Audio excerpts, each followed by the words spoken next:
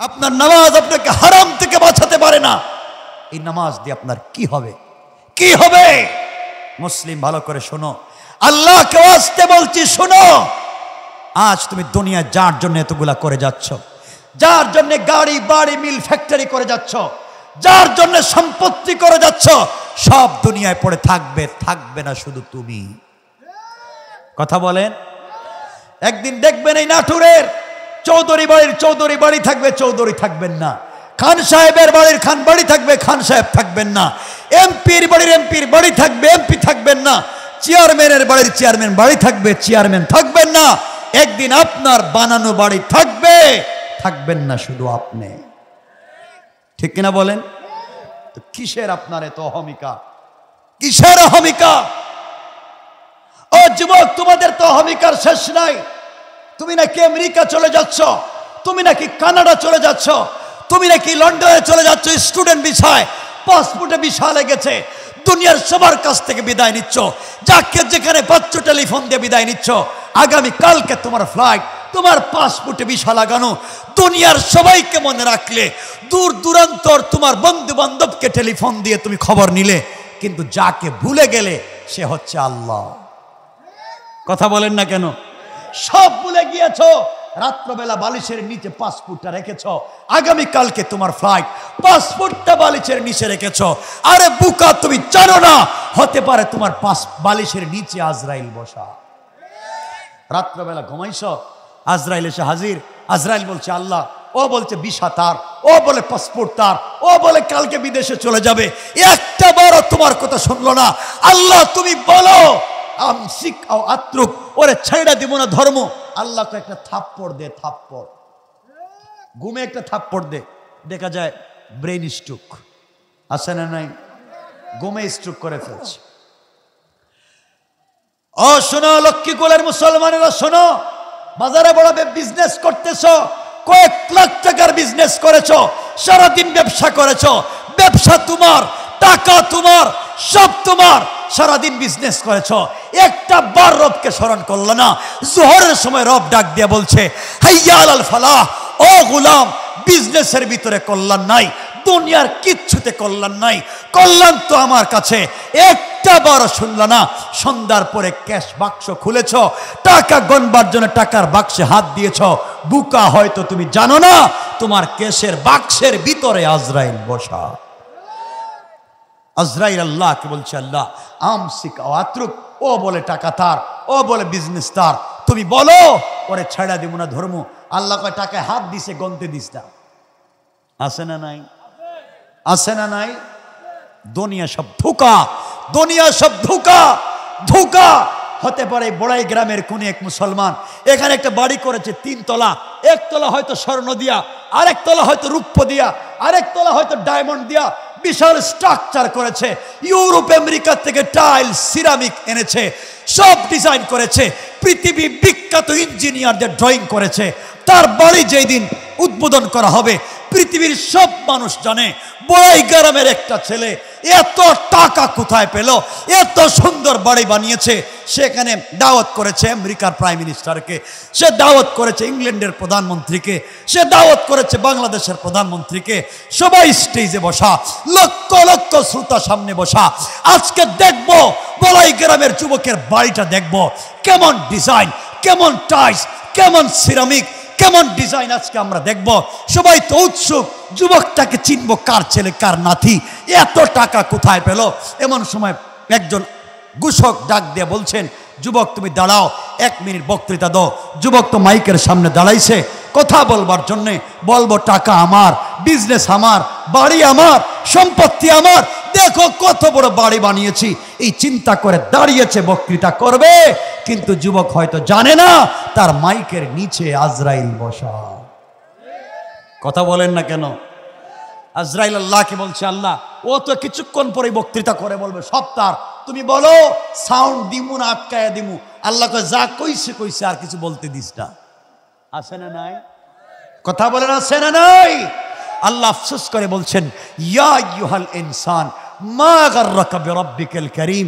এই মানুষ তোদের কি হয়েছে, কে তোকে দুঃখা দিয়েছে আমার মতো মহান রব থেকে? অথচ আল্লাযী খালাকাকা, আমি তোদেরকে বানিয়েছি, আমাকে চিনলে না। সব চিনলে অথচ আমাকে চিনলে না। ও গোলাম, সারাদিন বিজনেস করস, সারাদিন ব্যবসা বাণিজ্য করস, সারাদিন বিদেশে কাজ করস, কিছুক্ষণ পরে পরে টেলিফোন বাইর করে দেখস তোর ছেলে ফোন দিয়েছে কিনা, মেয়ে ফোন দিয়েছে কিনা, মা বাপ টেলিফোন দিল কিনা। হয়তো সারাদিনে কেউ তোরে স্মরণ রাখে না। বান্দা, আমি তো সারাদিনে কমপক্ষে 5 বার তোরে ডাক দেই, 5 বার তোরে ডাক দেই। একবারও তুই আমার ডাকে সাড়া দিলি না, একবারও তুই আমার ডাকে সাড়া দিলি না। কেন গোলাম? তুমি আল্লাহকে বলে যাও, রব তো তার নাম, রব তো সব মাফ করে দিতে চায়। আজ তুমি রবকে চিনো না। ও গোলাম, তোমাকে বলছি, যুবক ভাই তোমাকে বলছি, জিন্দেগি কাটায়া দিয়েছো। যখন কোন গোলাম ফজরের নামাজ পড়লো না, ফেরেশতারা বলে আল্লাহ ওখানে কি লেখবো এটা নাফরমান? আল্লাহ কই লিখিস না, জোহর পর্যন্ত দেখি, জোহরের সময় আমি আবার ডাক দিব। ওই সময় যদি মসজিদে চলে আসে, আমার বান্দার আমল নামার পুরা গুনাহ কাটাইয়া সওয়াব লেখা দে।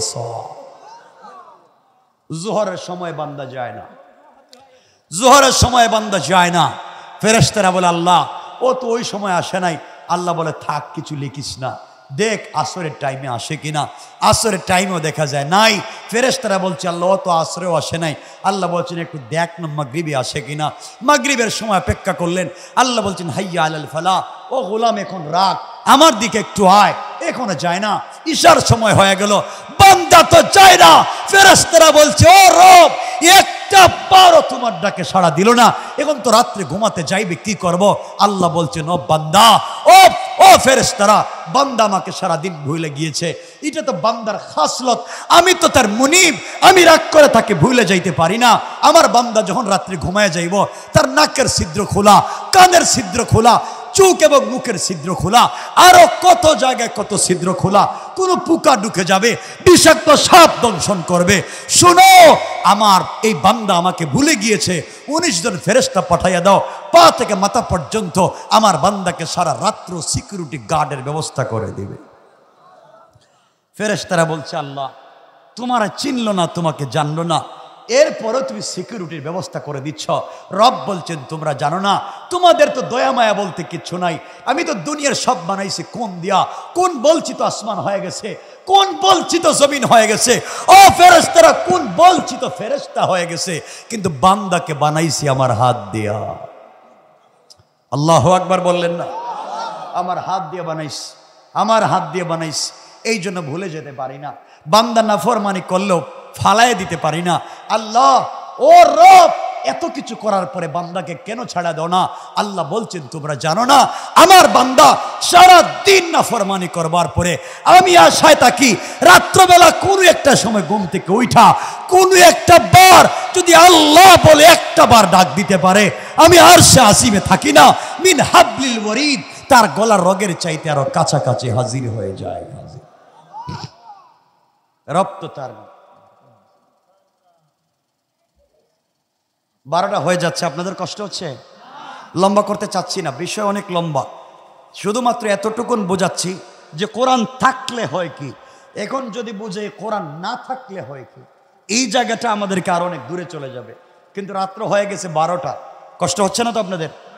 কয়েক মিনিট রেখে দিই, কয়েক মিনিট, বেশি হলে আবার একটু হাত তুলেন তো দেখি, কার কার এখন কষ্ট হচ্ছে দেখি। কষ্ট হচ্ছে,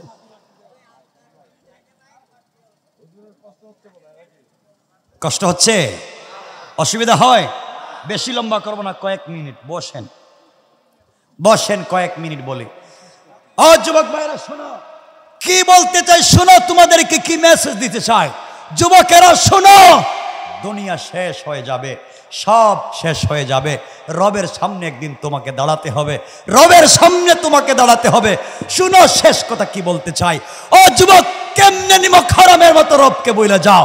রব তোমাকে বইলা যায় নাই। অনেক যুবক এখানে আছেন, অনেক বোন এখানে আছে যারা প্রেম করে, প্রেম ঠিক নাই? তোমরাও প্রেমিক, আমিও প্রেমিক, আমিও প্রেম করি, তোমরাও প্রেম করো। তাহলে শোনো, ও যুবক, তুমি যে মেয়ের সাথে প্রেম করেছ, হয়তো তোমার গার্লফ্রেন্ড বড় স্মার্ট, বড় বিউটিফুল, তার চেহারা এক্সট্রা অর্ডিনারি করা, তার বয়সটা বড় স্মুথ, সব শুনলে তুমি পাগল হয়ে যাও, যার সঙ্গে সারা রাত কথা বলতে চাও। ও বুকা, তুমি জানো না যার সাথে প্রেম করে সারা রাত্র ঘুমাও না, আজকে রাত্রে যদি ওই মেয়েটা মরে যায়, কসম রব্বে পাকের জাতের 72 ঘন্টার ভিতরে তার সুন্দর চামড়ার থেকে বের হবে পুকা পুকা। ঠিক কিনা বলেন? ও বোন, তোমাদেরকে বলছি, যেই যুবকের প্রেমে পড়ে সব জিন্দেগি নষ্ট করে দিচ্ছ, যেই যুবকের জন্য তোমার জীবন যৌবন নষ্ট করে দিচ্ছ, এই যুবক যদি আজকে রাত্রে মরে যায়, 32 ঘন্টার ভিতরে তার শরীর থেকে বের হবে পোকা। ও যুবক, তোমাকে আবার বলছি, যার সাথে প্রেম করে পড়ালেখায় লালবাতি জ্বালাইছ, যার সাথে সম্পর্ক করে কলেজে যাওয়া বাদ দিছ, যার সাথে সম্পর্ক করে মা বাবার সঙ্গে খারাপ ব্যবহার করতেছ, যার সাথে সম্পর্ক করে মা বাবার মুখে চুন কালি দিয়েছ, যার সাথে সম্পর্ক করে ফেন্সিডিল ইয়াবা ধরেছ, যার সাথে সম্পর্ক করে নামাজ রোজা বাদ দিয়েছ, ও যুবক তুই জানিস না, আবারও বলছি জানিস না, ওই মেয়ে যদি ঘুম থেকে ওইঠা তোমার চাইতে স্মার্ট, তোমার চাইতে টাকাওয়ালা আরেকটা যুবককে পেয়ে যায়, হয়তো তোমাকে ভুলে যেতে 1 মিনিটও লাগবে না। ঠিক কিনা বলেন?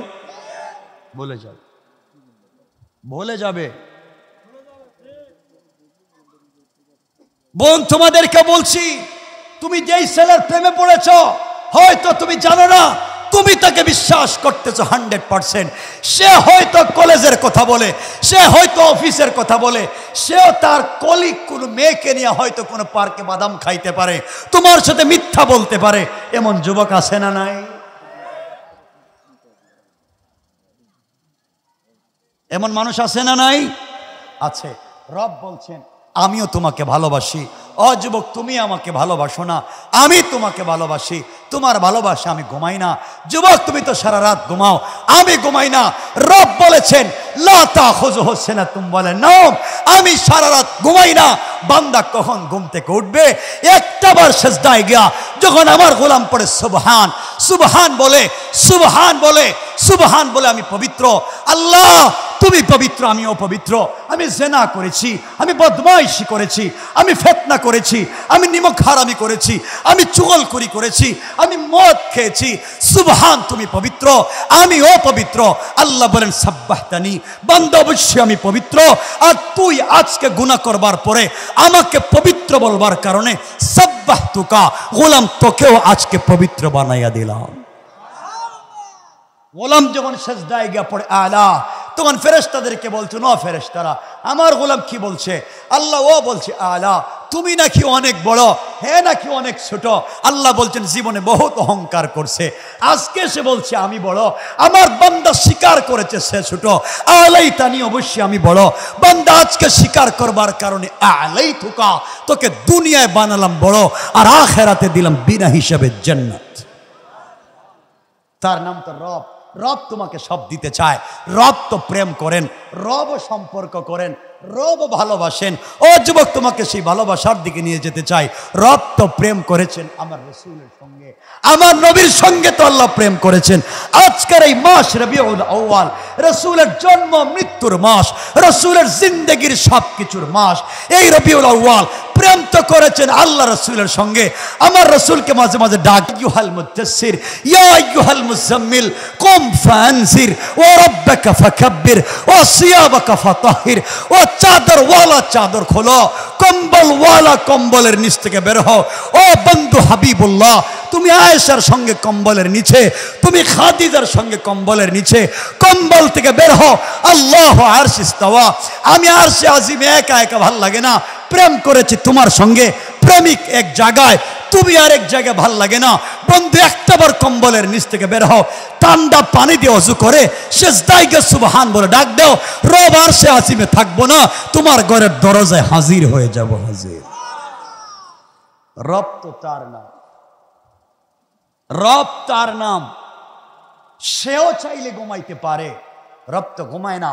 বান্দার কথা চিন্তা করে। বান্দা কখন কোন বিপদে পড়ে যায় রবকে রব বলে ডাক দিবে। এই জন্য তোমাদেরকে বলছি, ও ভাই, দুনিয়ার কারো কাছে হাত পেতে লাভ নাই, দুনিয়ার কারো কাছে কিছু চাওয়ার দরকার নাই। কিছু যদি প্রয়োজন পড়ে রবের কদমে একটা সেজদা দেও। রব বলেছে আমার বান্দা যখন আমার কদমে সেজদা দে, জিবরিল আমিনের 30 লক্ষ বৎসরের সেজদায় যে সওয়াব, আমার বান্দার এক সেজদায় তার চাইতে বেশি সওয়াব। রব তো তার নাম, তুমি সেই রবকে ভুলে গেছো, রবের অস্তিত্ব ভুলে গেছো। রব তোমাকে ভুলে যায় নাই। রব তোমাকে দুনিয়া সুন্দর করে তৈরি করেছে, সুন্দর করে আকার অবয়ব দিয়েছে। আজ আমি রবকে চিনি না, আজকের আলোচনায় পণ আর প্রতিজ্ঞা হবে আমরা রবকে ভুলে যাব না। বলেন ইনশাআল্লাহ, বলেন ইনশাআল্লাহ। নামাজ পড়বো তো ইনশাআল্লাহ, সবাই বলেন ইনশাআল্লাহ। রবকে ভুলে যাইয়েন না। রবকে যদি বইলা যান, কিয়ামতের দিনে আপনার আমার বাঁচবার কোনো পথ নাই। কিয়ামতের দিনে রব বলবেন, ও মুহাম্মদ সাল্লাল্লাহু আলাইহি ওয়াসাল্লাম, আমি কিয়ামতের মাঠ কায়েম করব না, আমি বিচার করব না, আমি হিসাব করব না। রাসূল বলবেন, কেন আল্লাহ, কি হয়েছে? কিয়ামতের মাঠ কায়েম করতেছো না কেন? মানুষের তো কষ্ট হচ্ছে, তোমার কি দরদ লাগে না? আল্লাহ বলছেন, না। কার আমি বিচার করব? তোমার উম্মতের না গয়রে কোন নবীর উম্মতের? কারো বিচার করে লাভ নাই। মুসাকে দেখতেছে, মুসা বলতেছে আল্লাহুম্মা রাব্বি নফসি। মুসা বলতেছে, আল্লাহ আজকে তোমার কাছে আমি কিছু চাই না, আল্লাহ আজকের দিনে তোমার কাছে কিছু চাই না, আজকের দিনে চাই রব্বি নফসি, আমাকে বাঁচাও, আমাকে বাঁচাও। আল্লাহুম্মা লা উম্মতি ওয়ালা আবি ওয়ালা উখতি। আল্লাহ আজকের দিনে কাউরে চাই না, তুমি আমাকে বাঁচাও। তুমি বলতেছো আজকে বিচার করব, কারো বিচার করব না, সবগুলোর বিচার করলে জাহান্নামে যাওয়া লাগবে। আল্লাহ তো গরম হয়ে যাবেন, রাসূল সেজদায় পড়ে যাবেন। আল্লাহ বলবেন সেজদায় কেন? আল্লাহ বলবেন সেজদায় কেন? নবীজি বলবেন, বন্ধু যদি বানিয়েছেন, বন্ধু বানিয়েছেন, কাছের চেয়ারে বসিয়েছেন, ফাকাবা কাউসাইনি আও আদনা, মেরাজে তো নিয়েছিলেন, আপনার সামনে তো বসিয়েছিলেন, মুস্কি হেসে তো বহুত কথা বলেছেন। আজকে মাথা নামাইলাম, মাথা উঠাবো না, আগে বলো বিচার করবেন কিনা? আল্লাহ বলবেন বিচার তো করব না, বিচার তো করব না, বিচার করলে জাহান্নামে দেওয়া লাগবে। একজন মানুষ নাই, একটা বান্দা নাই যার আমল নামা ফ্রেশ আছে, যার আমল নামা দেখলে আমি খুশি হব। আল্লাহর রাসূল বলবেন, আল্লাহ আমাকে 1 মিনিটের সময় দাও, আমি একটা আমল নামা তোমার কাছে পেশ করব। যদি আমল নামা দেখে তোমার মন চায় বিচার করতে, তাহলে করবেন, আর আমল নামা দেখে যদি মন চায় বিচার করবেন না, সবগুলোর জাহান্নামে দেন, আমার আপত্তি নাই। আল্লাহ বলবেন আমল নামা দাও। আমার নবীজি একটা আমল নামা ধরাইয়া দিবেন আল্লাহর হাতে। আল্লাহ আমল নামার প্রথম পৃষ্ঠা উল্টাতে থাকবেন, 1 2 3 উল্টাতে উল্টাতে আমল নামার শুরু থেকে শেষ পর্যন্ত যাবেন। আমল নামার কোনো জায়গায় লাল কালির দাগ দেওয়ার সুযোগ থাকবে না। আল্লাহ খুশি হয়ে বলবেন, ও বন্ধু, কার আমল নামা দিছ? কোন নবীর আমল নামা পেশ করলা? এত ফ্রেশ, এত নির্ভুল, এত নির্বেজাল লাইফ কার?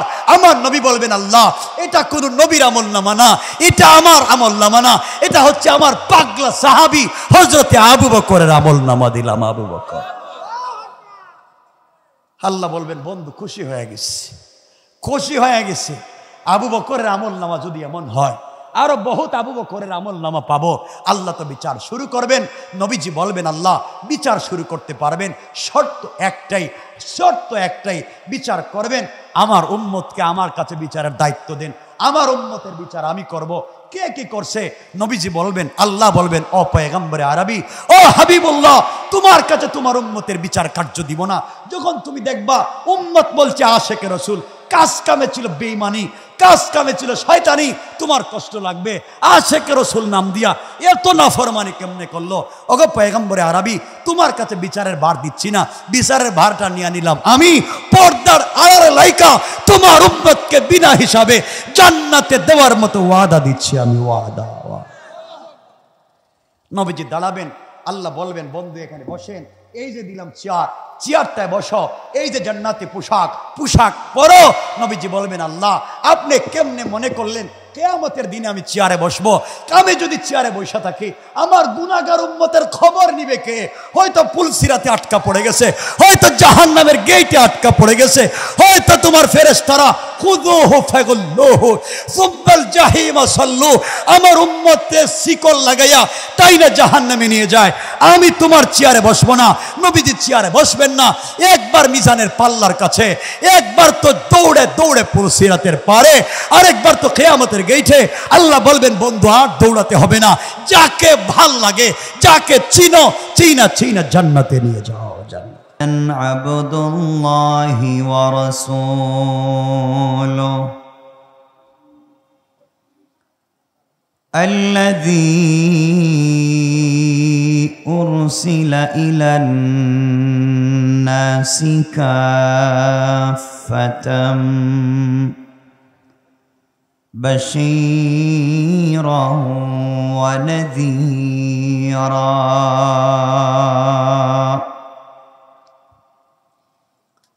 وداعيا إلى الله بإذنه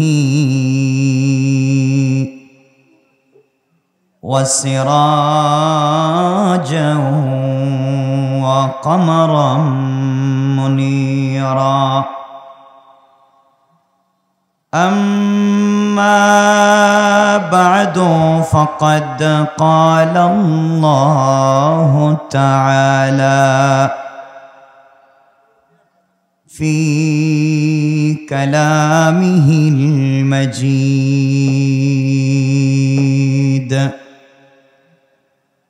وفي فرقانه الحميد সকল জবান ছেড়ে পড়ুন আউযু বিল্লাহি মিনাশ শাইতানির রাজীম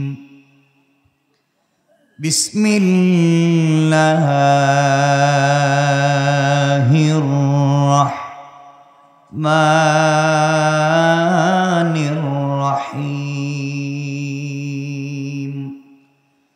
ومن أعرض عن ذكري فإن له معيشة ضنكا ونحشره يوم القيامة أعمى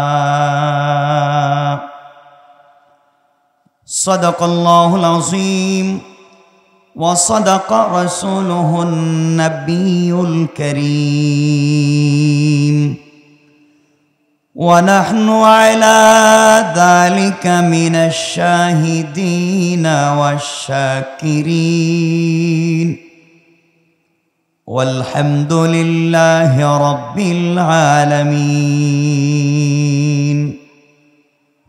আমার মুসলমান বন্ধুগণ, আমরা যারা বসতে পেরেছি সবটুকুন ভালোবাসা আবেগ শ্রদ্ধাকে উজাড় করে সকলে আমার সঙ্গে নামাজের দুরূদ পড়েন।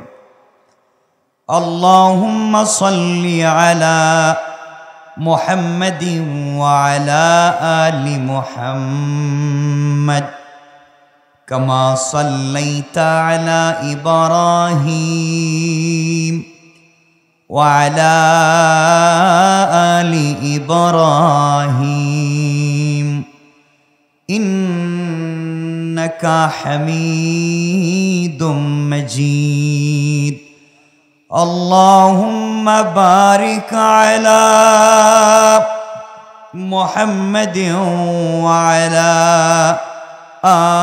আলি মুহাম্মাদ কামা বারাকতা আলা ইব্রাহিম ওয়া আলা আলি ইব্রাহিম ইন্নাকা হামিদুম মাজিদ। আলহামদুলিল্লাহ, ঐতিহ্যবাহী নাটোরের, ঐতিহ্যবাহী বড়াই গ্রামের, ঐতিহ্যবাহী লক্ষ্মীকুল বাজার কেন্দ্রীয় জামে মসজিদের উদ্যোগে আয়োজিত আজকের এই বিশাল প্রোগ্রামের সম্মানিত প্রধান অতিথি বড়াইগ্রাম পৌরসভার মাননীয় মেয়র জনাব আলহাজ মোহাম্মদ মাজেদুল বারি নয়ন ভাই আমার পাশে বসা। দোয়া করি আল্লাহ যেন হায়াতের মধ্যে খায়রিয়তের ভাই ফায়সলা করেন, জাতির উদ্দেশ্যে, জাতির জন্য, এলাকার জন্য আরও বেশি কাজ করবার তৌফিক দান করেন। আজকের এই প্রোগ্রামে বিশেষ অতিথি জনাব মোহাম্মদ আব্দুর রাজ্জাক সরকার, তিনিও হয়তো এসেছেন, সভাপতি এই যে আছেন, বড়াইগ্রাম পৌর আওয়ামী লীগের সভাপতি। আজকের এই প্রোগ্রামের আমার আগে যিনি কথা বলেছেন জনাব আলহাজ অধ্যক্ষ মাওলানা আহমদুল্লাহ সাহেব, আল্লাহ যেন হায়াতের মধ্যে খায়রিয়তের ফয়সলা করেন। আজকের এই প্রোগ্রামে পরিচালনা করছেন জনাব মোহাম্মদ ইকরামুল ইসলাম ফিরোজ, অত্র লক্ষ্মীকুল কেন্দ্রীয় জামে মসজিদের সম্মানিত সেক্রেটারি, আর সভাপতিত্ব করছেন আমার ভাই অধ্যক্ষ মোহাম্মদ মাহবুবুল হক বাদশু, সভাপতি লক্ষ্মীকুল বাজার কেন্দ্রীয় জামে মসজিদ। দোয়া করি আল্লাহ যেন সকলের হায়াতের মধ্যে খায়রিয়তের ফয়সলা করেন। উপস্থিত হযরত বুজুর্গ উলামায়ে কেরাম, মুরব্বিয়ান আযম, পর্দার অন্তরালে অবস্থানরত আমার সম্মানিত শ্রদ্ধেয় মা ও বোনেরা, বিশেষ করে আগামী দিনের জাতির দিকপাল, ভবিষ্যৎ জীবনে জাতির কাণ্ডারি, যুগে যুগে যারা আল্লাহর জমিনে আল্লাহর দিন কায়েমের আন্দোলন করতে গিয়ে জীবন আমরণ সংগ্রাম করে আল্লাহর জমিনে আল্লাহর দিন কায়েম করবার চেষ্টা করে যাচ্ছে, কলিজার টুকরা ছাত্র, তরুণ, যুবক বন্ধুগণ, আলোচনার শুরুতে আমার পক্ষ থেকে সকলকে আন্তরিক মোবারকবাদ, শুভেচ্ছা জানিয়ে আল্লাহ পাক রব্বুল ইজ্জত ওয়াল জালালের শাহী দরবারে শুকরগুজার হচ্ছি যে আল্লাহ আজকের এই মোবারক তাফসিরে আমাদের সকলকে একত্রিত করেছেন। সবটুকুন ভালোবাসা, আবেগ, শ্রদ্ধাকে উজাড় করে সকলে আওয়াজ করে পড়ছি আলহামদুলিল্লাহ। আমার মনে পড়ছে না যে আমি এদিকে কখনো আসছি। আপনাদের আওয়াজ আমাকে ম্লান করে দিয়েছে। মানুষের স্পিরিট, দ্বীনের পথে চলবার আগ্রহ,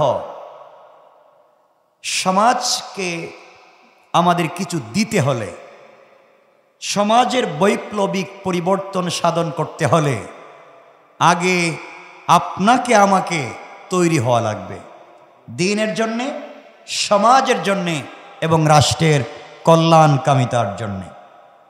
কোরআন কারীমের 16 নম্বর পারা 20 নম্বর সূরা, সূরা তাহার 124 নম্বর আয়াত থেকে তেলাওয়াত করেছি। খুব সংক্ষেপে আয়াতকে সামনে রেখে কিছু কথা বলবো ইনশাআল্লাহ। আমরা যতক্ষণ কথা বলবো, কথা শুনবো তো ইনশাআল্লাহ?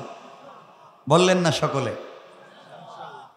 এলাকার মানুষ তো অনেক সচেতন, শিক্ষিত মানুষ, আপনাদের তো সাউন্ড লাগবে আমার সাথে কথা বলতে গেলে, একটু কথা বলা লাগবে ইনশাআল্লাহ। বলেন না একটু জোরে ইনশাআল্লাহ বলেন। আমি যদি ফিডব্যাক পাই তাহলে কথা বলতে পারবো। এক নাম্বার, আমার কথায় কেউ রাগ করবেন না, কারণ রাগ করলেও ভালো, না করলেও ভালো। আমি আসছি, চলে যাব। ভাইকে বলছিলাম আসবো, কথা দিয়েছি, চলে এসছি। কিন্তু আমার কথায় যদি প্রশ্ন জাগে বা আপনি মনে করছেন সেটা ভুল, সোজা পিন্ডালে দাঁড়িয়ে আমাকে প্রশ্ন করতে পারবেন, কোনো কিছু লাগবে না, ডাইরেক্ট দাঁড়িয়ে যাবেন যে আমার কথা আছে, আমি আপনার প্রশ্নের জবাব দিব ইনশাআল্লাহ। এরপরেও আমরা যেন ভালো থাকতে পারি ইনশাআল্লাহ বলেন। আমি যে কথা বলে আলোচনা শুরু করতে চাই, আমি আগেই জেনেছি এই এলাকায় মুসলিম সহ বিভিন্ন ধর্মের মানুষ বসবাস করেন। কথা কি ঠিক? তা যদি সত্য হয়, কোরআনের প্রোগ্রাম, তাফসীরুল কোরআন মাহফিল, এটা কোনো ধর্মের নয়, এটা কোনো ব্যক্তির নয়, এটা সকলের। এজন্য সকল তাফসীরুল কোরআন মাহফিলে মুসলমানদেরকে শুধুমাত্র কেবলমাত্র দাওয়াত করবেন না, সকল ধর্মের মানুষকে দাওয়াত করবেন। কারণ কোরআন এটা আপনার শুধু নয়, কোরআন সকল সৃষ্টির। কথা কি বুঝতে পেরেছেন? আমি একটা এই প্রশ্নগুলো দূর করবার জন্য 2 মিনিট কথা বলবো। 1 নাম্বার, আজকে সমাজে সাম্প্রদায়িক দাঙ্গা হয়, ধর্মযুদ্ধ হয়, কেউ মসজিদে, কেউ মন্দিরে, কেউ প্রেগোডায়, কেউ সিনাগায়, কেউ গুরুদ্বারায়, বিভিন্ন জায়গায় আঘাত করে সমাজকে অস্থিতিশীল করতে চায়। কথা বলছেন না কেন? কথাগুলো মনোযোগ দিয়ে শুনবেন। আল্লাহ পাক রব্বুল ইজ্জত ওয়াল জালাল বলেছেন তিনি হলেন রব্বুল আলামিন, গোটা আলমের রব। তিনি আসমানের রব, জমিনের রব, আরশ, কুরসি, লৌহ কলম, জান্নাত, জাহান্নাম, জিন্নাত, ইনসান, ফেরেশতা, সকলের রব কে? সকলে আওয়াজ করে বলেন কে?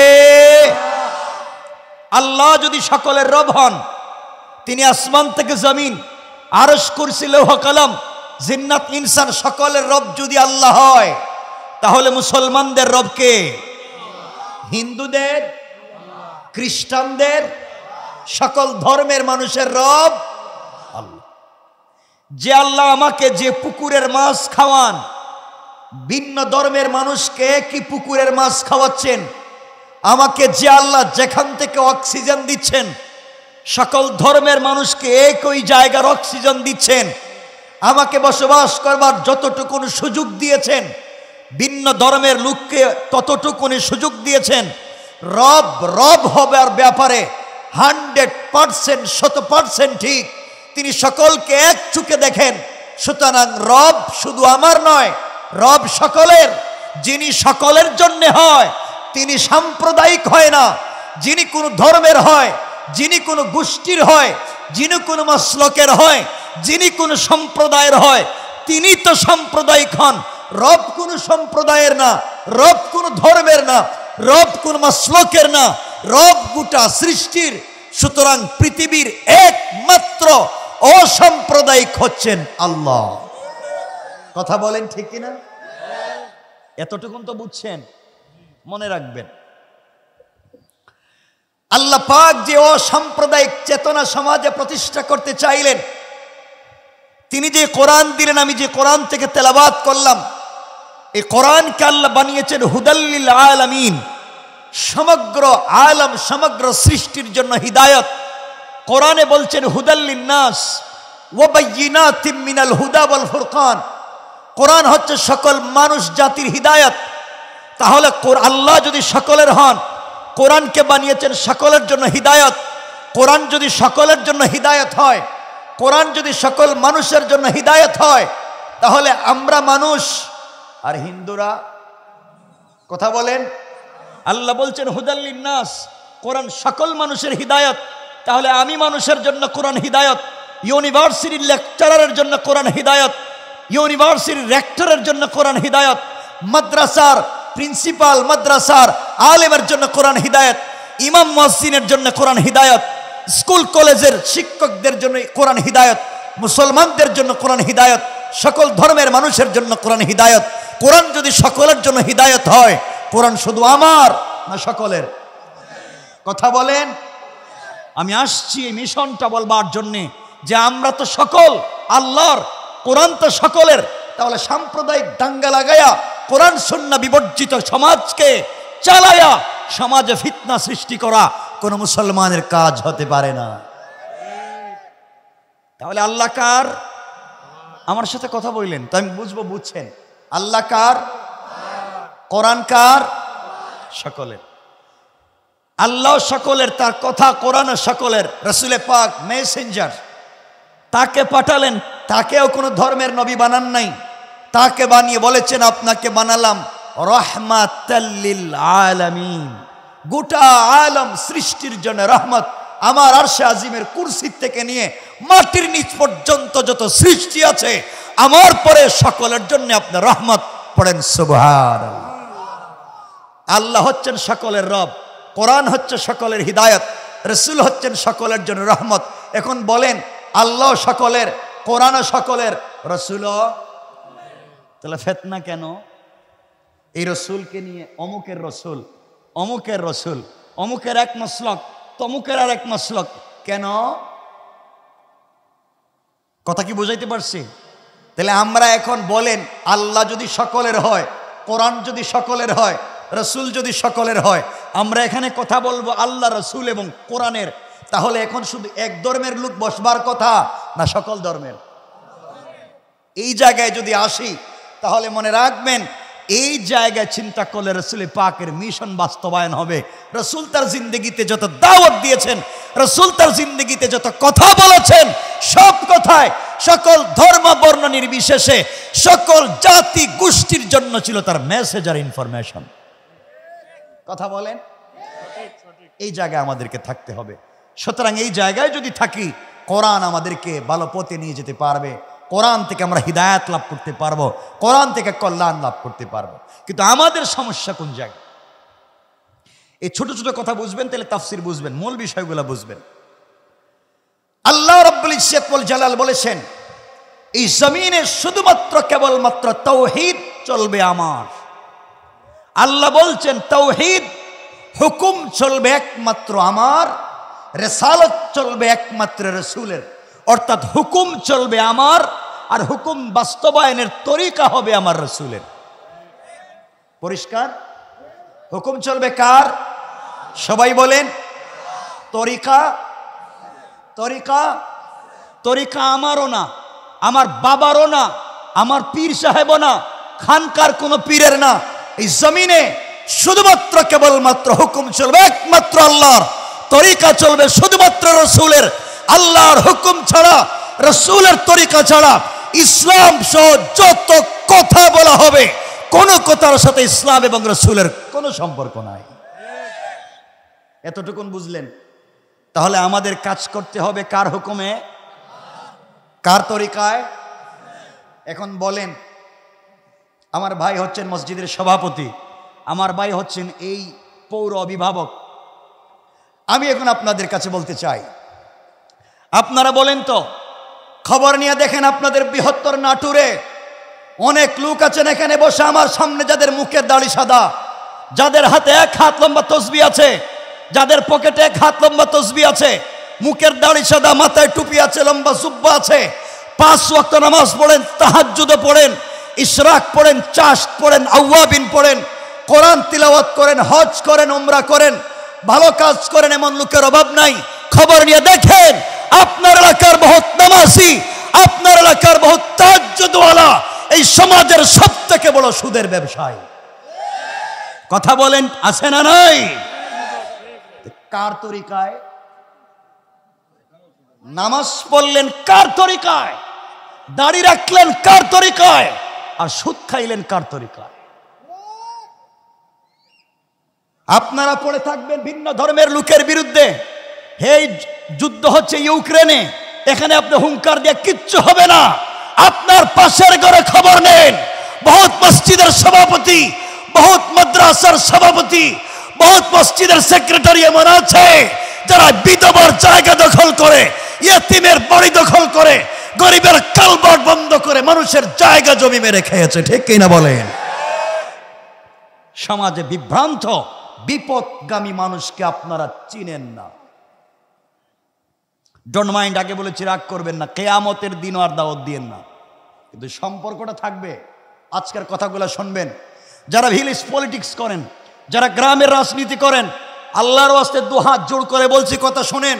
গ্রামে অনেক মুরব্বী আছেন যারা গ্রামে বিচার করতে গিয়ে সালিশ করতে গিয়ে 1 কাপ রং চা খেয়ে 1 কাপ লাল চায়ের বিনিময়ে এদিকের বিচারকে এদিকে দিয়ে দেয়।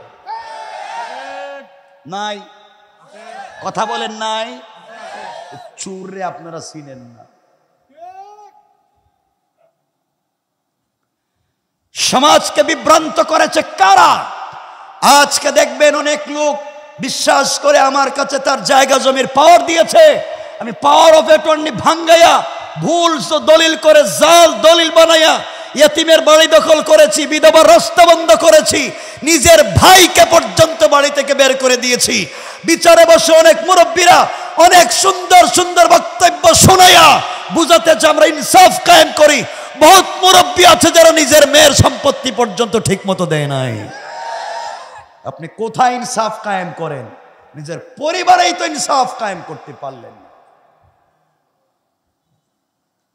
অনেক অভিভাবক আছেন যারা অন্যের স্ত্রীর বিচার করতে যান, অন্যের ঘরের স্ত্রীকে তার স্বামী যৌতুকের জন্য পিটাইছে, এই বিচার করতে যান, আর আপনি সমাজের সব থেকে বড় যৌতুক নেন, আপনি আপনার স্ত্রীর এখন পর্যন্ত স্ত্রীর মোহর আদায় করতে পারলেন না, আপনি যত বড় বুজুর্গামি দাবি করেন না কেন, স্ত্রীর হক, স্ত্রীর এই হক, স্ত্রীর মোহর নামাজ রোজার মতো ফরজ।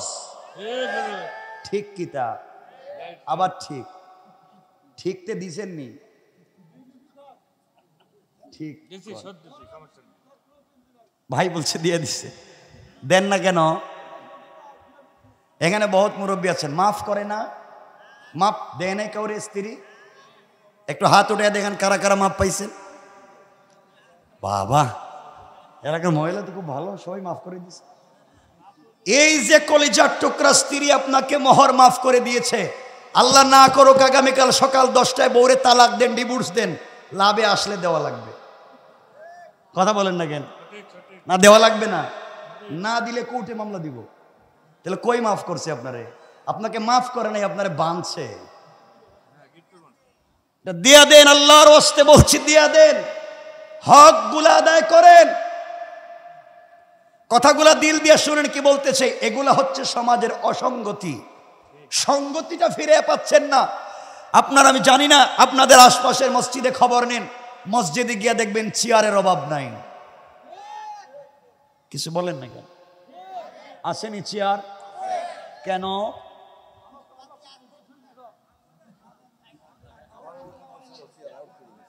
কেন চেয়ার? যার কোমরের সমস্যা চেয়ারে বসে নামাজ পড়েন। আপনারে কি কেউ কুলে করে মসজিদে নিছে না হাইটা গেছেন? তা হাইটা যদি পা দিয়ে গেছেন তো ওখানে বসছেন কেন? কথা বলছেন না কেন? আপনি হেঁটে যদি পা দিয়ে মসজিদে যেতে পারলেন তাহলে বসছেন কেন? দাঁড়ায় থাকলেন না কেন? কে বলছে আপনার সালাত হয়ে যাচ্ছে? কে বলেছে? আপনি যদি দাঁড়াতে পারেন বসলে হবে না, বসতে পারলে শুয়ে থাকলে হবে না। অথচ ইসলাম বলেছে আপনার যদি সমস্যা হয় পশ্চিম দিকে পা দিয়া শুধু ইশারা করলে সালাত হবে। এরপরে আল্লাহর সামনে বসবার মতো সাহস করবেন না, চেয়ারে বসবার মতো সাহস করবেন না। আপনারা কি চেয়ারে বসে থাকেন? লজ্জা হওয়া দরকার। 3 তলায় যাইতে পারে, বউ বাচ্চা নিয়ে পার্কে যাইতে পারে, সব ঠিক মতো করে, শুধু মসজিদে গেলেই চেয়ার খুঁজে। কেন এগুলা করেন? শোনেন, তাহলে মাসলা ভেঙে দিয়ে যায়। কাউকে যদি উপযুক্ত ডাক্তার বলে যে আপনার কিডনিতে সমস্যা, আপনার হাঁটুতে সমস্যা, আপনার লাংসে বাল্বে সমস্যা, আপনি রুকু সেজদা দিলে সমস্যা হবে, তাহলে আপনি দাঁড়াতে পারলে দাঁড়ায়া থাকবেন, শুধু রুকু সেজদার সময় বসবেন, তাও চেয়ারে নয়, টুলে। কিসে বসবেন? টুল বুঝেননি? হেলান দেওয়া যায়, হেলান বেটাগিরি করা যাবে না এখানে বসে, শুধু টুলে বসতে পারবেন। তো টুলে বসে কি দিতে পারবেন? রুকু সেজদাটা ইশারায় দিতে পারবেন, কিন্তু দাঁড়াবার শক্তি থাকলে দাঁড়ায় থাকতে হবে। আপনি দাঁড়াবার শক্তি আছে, আপনি চেয়ারে বসে নামাজ পড়ছেন, কিয়ামত পর্যন্ত কবুল হবে না। এগুলা বাদ দেন। আপনারা আছেন তো, কে লম্বা টুপি, কে গুল টুপি, কে জালি টুপি, কে জুরে আমিন বললো, কে আস্তে আমিন বললো, কে নবী সালাম আলাইকা বললো, কে নবী সালাম আলাইকা বললো না, মাইর। এগুলো সব বাদ দেন। ইসলামের কলিজাত থেকে রক্ত ঝরছে। আজকে বহুত বাচ্চারা মসজিদে নামাজে যায় আর মুরব্বীরা এদেরকে বাইর করে দেয়। বাচ্চারা মসজিদে এসে চিল্লি চিল্লি করে। আল্লাহ জানে সব ভুল বলতেছে কিনা, কিন্তু আজকে বুঝতেছি না। হ্যাঁ, এলাকায় আসেনি এগুলা, মসজিদে গেলে বাইর করে দেয়। কেন আপনি বাচ্চাকে মসজিদ থেকে বের করে দিয়েছেন? মুরব্বী, আপনার তো নামাজ কবুল হয় না। আপনি 70 বছর বয়সে মসজিদে আসছেন, আপনার বাসায় আপনার বউ আপনাকে দেখতে পারে না, আপনার ছেলের বউ আপনারে দেখতে পারে না, সমাজের মানুষ দেখতে পারে না, সময় কাটাবার জায়গা পাচ্ছেন না, মসজিদে নামাজে আসছেন। আপনি এই বাচ্চা যখন 7-8 বছর বয়সে, এই বাচ্চা আজকে মসজিদে আসছে, আর আপনি 7-8 বছর বয়সে সিনেমা হলে যাত্রা গানে গিয়েছিলেন। কেন আপনি বাচ্চাকে বের করে দিচ্ছেন? আল্লাহর ওয়াস্তে এগুলা করবেন না। আল্লাহর ওয়াস্তে এগুলো করবেন না। মসজিদের ভিতরে ঠিক মতো যান, মসজিদের ভিতরে সালাত পড়েন ঠিক মতো, ওখানে গিয়ে তো সব আল্লাহর নামে বলেন, মসজিদ থেকে বের হয়ে সব তো ভুলে যান। এজন্য আজকের মূল প্রোগ্রামের মূল কথাই হচ্ছে কোরআন মানুষকে পরিবর্তন করতে পারে। আর যারা কোরআন পড়বে না, কোরআন বুঝবে না, কোরআন জানবে না, কোরআন শিখবে না, কোরআন শিখাবে না, কোরআন বুঝাবে না, আল্লাহ পাক এই আয়াতে বলছেন ওয়ামান আরাদা আন যিকরি, যারা আমার জিকির করলো না, পড়লো না, যারা আমার কোরআন বুঝলো না, যারা আমার কোরআন বুঝালো না, যারা কোরআন শিখলো না, যারা কোরআন শিখালো না, আল্লাহ বলছেন ফাইন্না লাহু মাঈশাতান দানকা, আল্লাহ বলছেন তাদেরকে যে শাস্তি দিবেন এর একটা শাস্তির কথা আল্লাহ বলছেন এখানে। এরপরে বলছেন ওয়ানাহশুরুহু ইয়াওমাল কিয়ামাতি আমা, আর কিয়ামতের দিন তাদেরকে অন্ধ করে উঠাবেন, অন্ধ। এজন্য সব পারলেন, সব বুঝলেন, কিন্তু বুঝলেন না শুধু কোরআন। কোরআন পড়বো তো ইনশাআল্লাহ।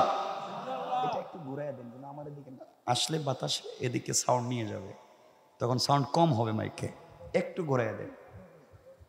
আপনাদের কি কষ্ট হচ্ছে আমার কথা? এতটুকুন যদি বুঝেন সামনের কথা বুঝবেন। একটু হাত উঠে দেখেন কার কার কষ্ট হচ্ছে দেখি।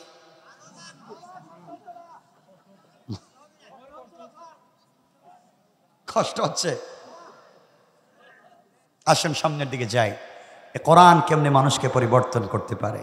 মানে রাখবেন, আল্লাহকে ওয়াস্তে সমাজে ফিতনা করবেন না, মসজিদ মাদ্রাসায় ফিতনা করবেন না।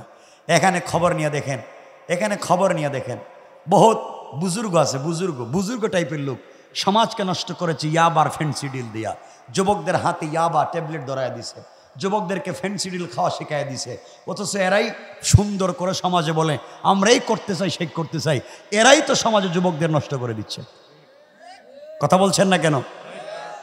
কেন এগুলা হচ্ছে? কেন এগুলা হচ্ছে? আল্লাহকে ওয়াস্তে কোরআন বুঝেন, কোরআনের পথে চলে আসেন। পারবো তো ইনশাআল্লাহ? ইনশাআল্লাহ। আসুন, কোরআন যদি সমাজের সকল জায়গায় পৌঁছে যায়, কোরআন মানুষকে কি করতে পারে আমরা সেদিকে যাই।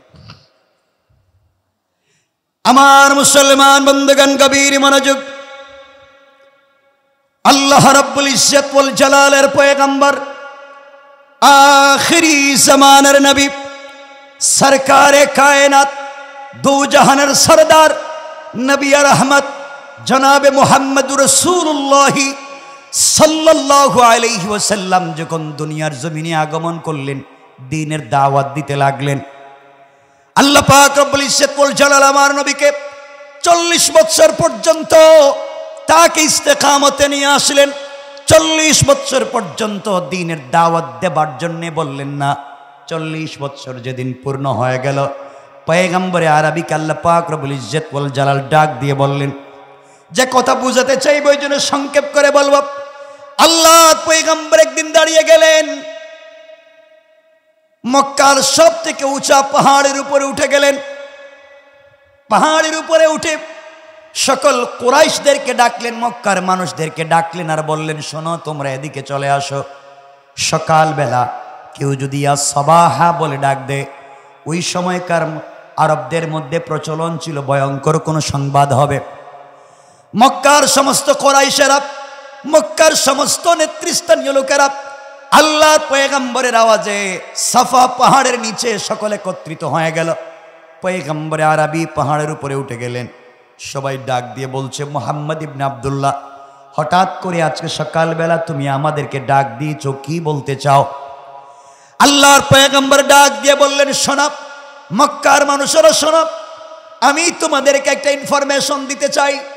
ওই ইনফরমেশন দেবার আগে তোমাদের কাছ থেকে আমার সম্পর্কে জানতে চাই। তোমরা বলো তো, 40টা বছর তোমরা আমাকে তোমাদের সামনে দেখেছো, ছোট থেকে বড় হতে দেখেছো, বিয়ে পর্যন্ত দেখেছো। তোমরা বলো তো, আমার ব্যক্তি জীবন থেকে নিয়ে আজ অব্দি আমার চরিত্র কেমন তোমাদের কাছ থেকে জানতে চাই।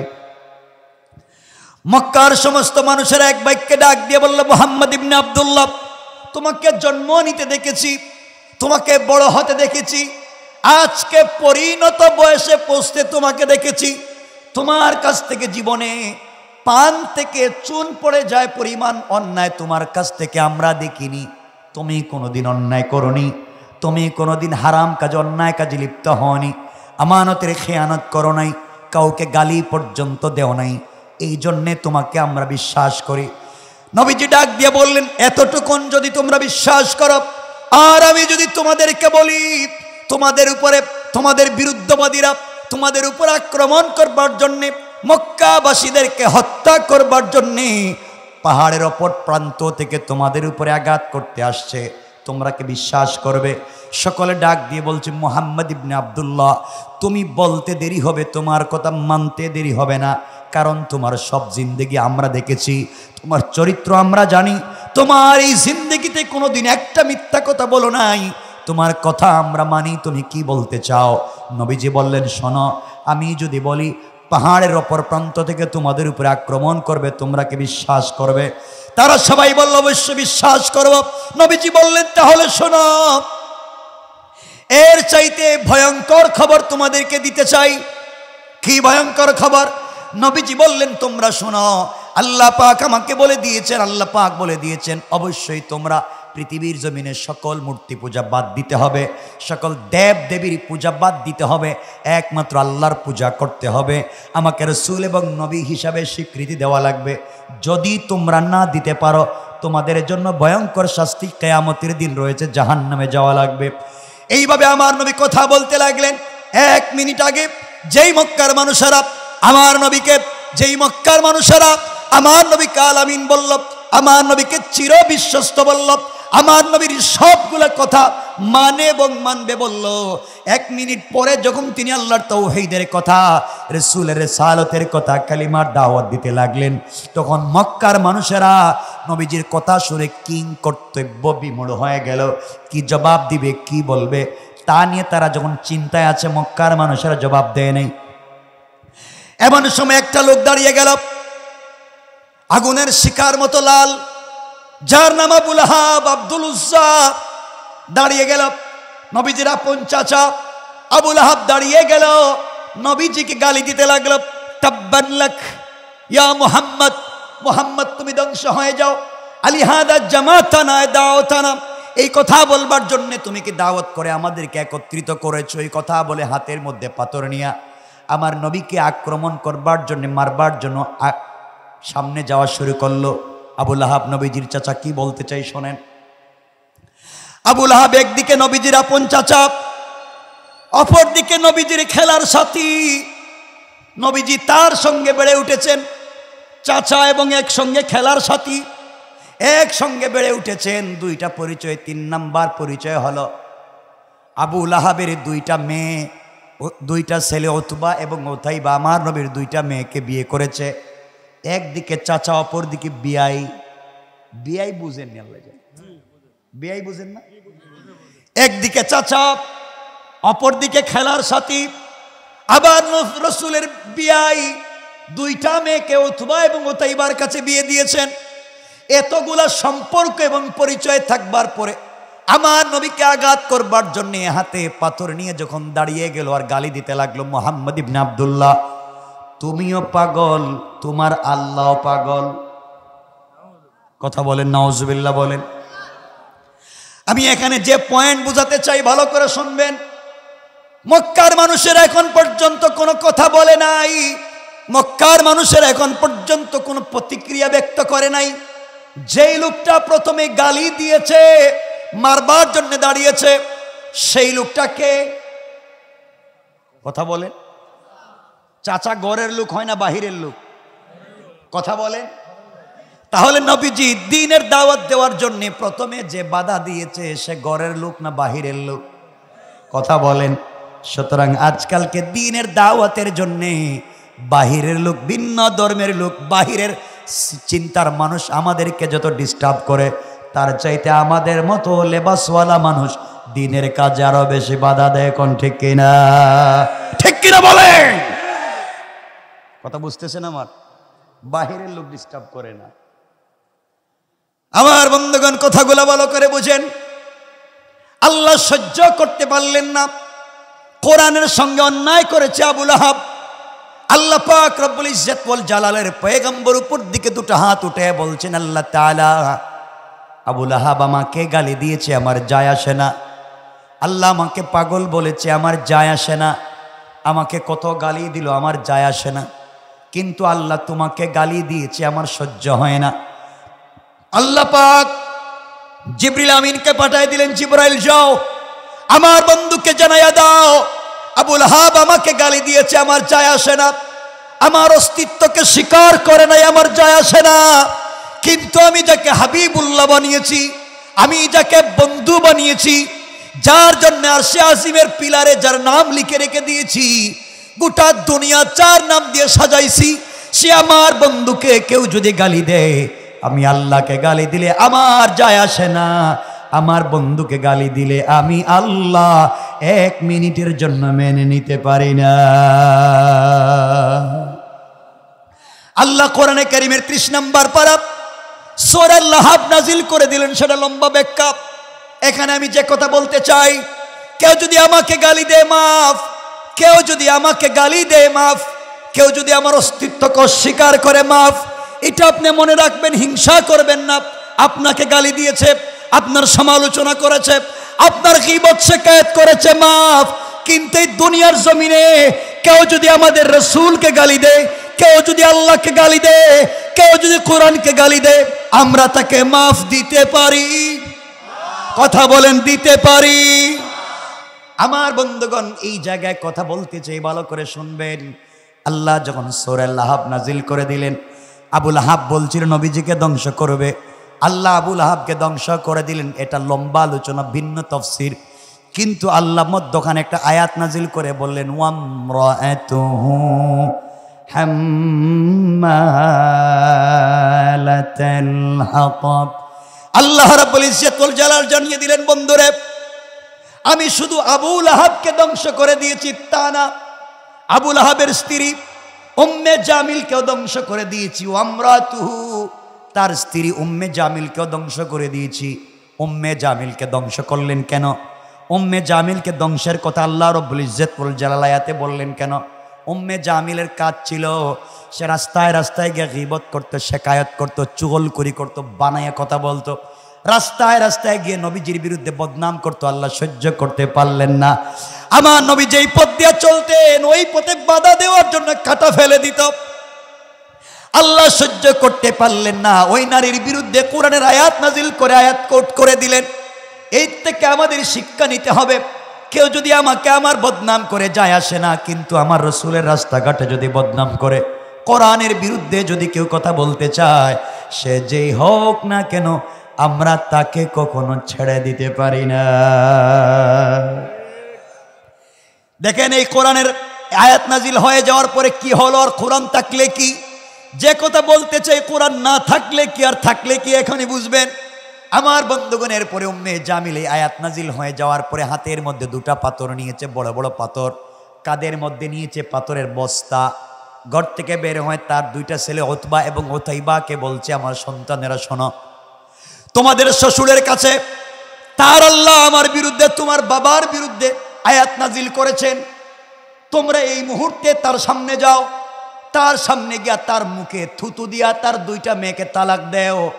যদি তোমরা দিতে না পারো, তোমরা কিন্তু আমি মা এবং তোমাদের বাবার সম্পত্তি পাবে না। কথাগুলো চিন্তা করেন। এই কথা বলে উম্মে জামিল হাতের মধ্যে পাথর নিয়েছে, আমার নবীকে আঘাত করবার জন্য ঘর থেকে বের হয়ে খুঁজতেছে নবীজি কোথায় আছেন। এমন সময় আমার নবীজি হযরতে সিদ্দিক আকবর রাদিয়াল্লাহু তাআলা আনহুকে সঙ্গে নিয়ে কাবা চত্বরে গিয়া হযরতে আবু বকর শুয়ে আছে। আবু বকরের রানীর উপরে আমার নবী মাথা রেখেছেন। আবু বকরের রানীর উপরে আমার নবী মাথা রেখে কোরআন তেলাওয়াত করতেছেন। আবু বকর আমার নবীর চেহারার দিকে তাকাই আছেন আর আল্লাহকে ডাক দিয়া বলছেন, আল্লাহ তাআলা, নবীজি যখন আমার রানীর উপরে শুয়ে শুয়ে কোরআন তেলাওয়াত করতেছেন, আমি একটাবার নবীজির চেহারার দিকে তাকাই আর আসমানের সূর্যের দিকে তাকাই, তাকাইয়া দেখলাম সূর্যের চাইতে আমার নবীর চেহারা আরো কোটি গুণ সুন্দর। কোন সুবহানাল্লাহ। নবীজি তেলাওয়াত করতেছেন, শুনতেছেন। হঠাৎ করে আবু বকর তাকাইয়া দেখেন, পিছন দিকে তাকাইয়া দেখেন উম্মে জামিল হাতের মধ্যে পাথর নিয়ে আমার নবীজিকে হত্যা করবার জন্য আসতেছে। নবীজি দাঁড়িয়ে গেলেন, হযরতে আবু বকর দাঁড়িয়ে গেলেন আর বলছেন, ইয়া রাসূলুল্লাহ, ইয়া হাবিবাল্লাহ, পয়গম্বরে আরবি, আপনার চাচি আবু লাহাবের স্ত্রী উম্মে জামিল আপনার বেয়াইন, আপনাকে হত্যা করবার জন্যে, আপনাকে মেরে ফেলবার জন্যে হাতের মধ্যে পাথর নিয়ে আসতেছে।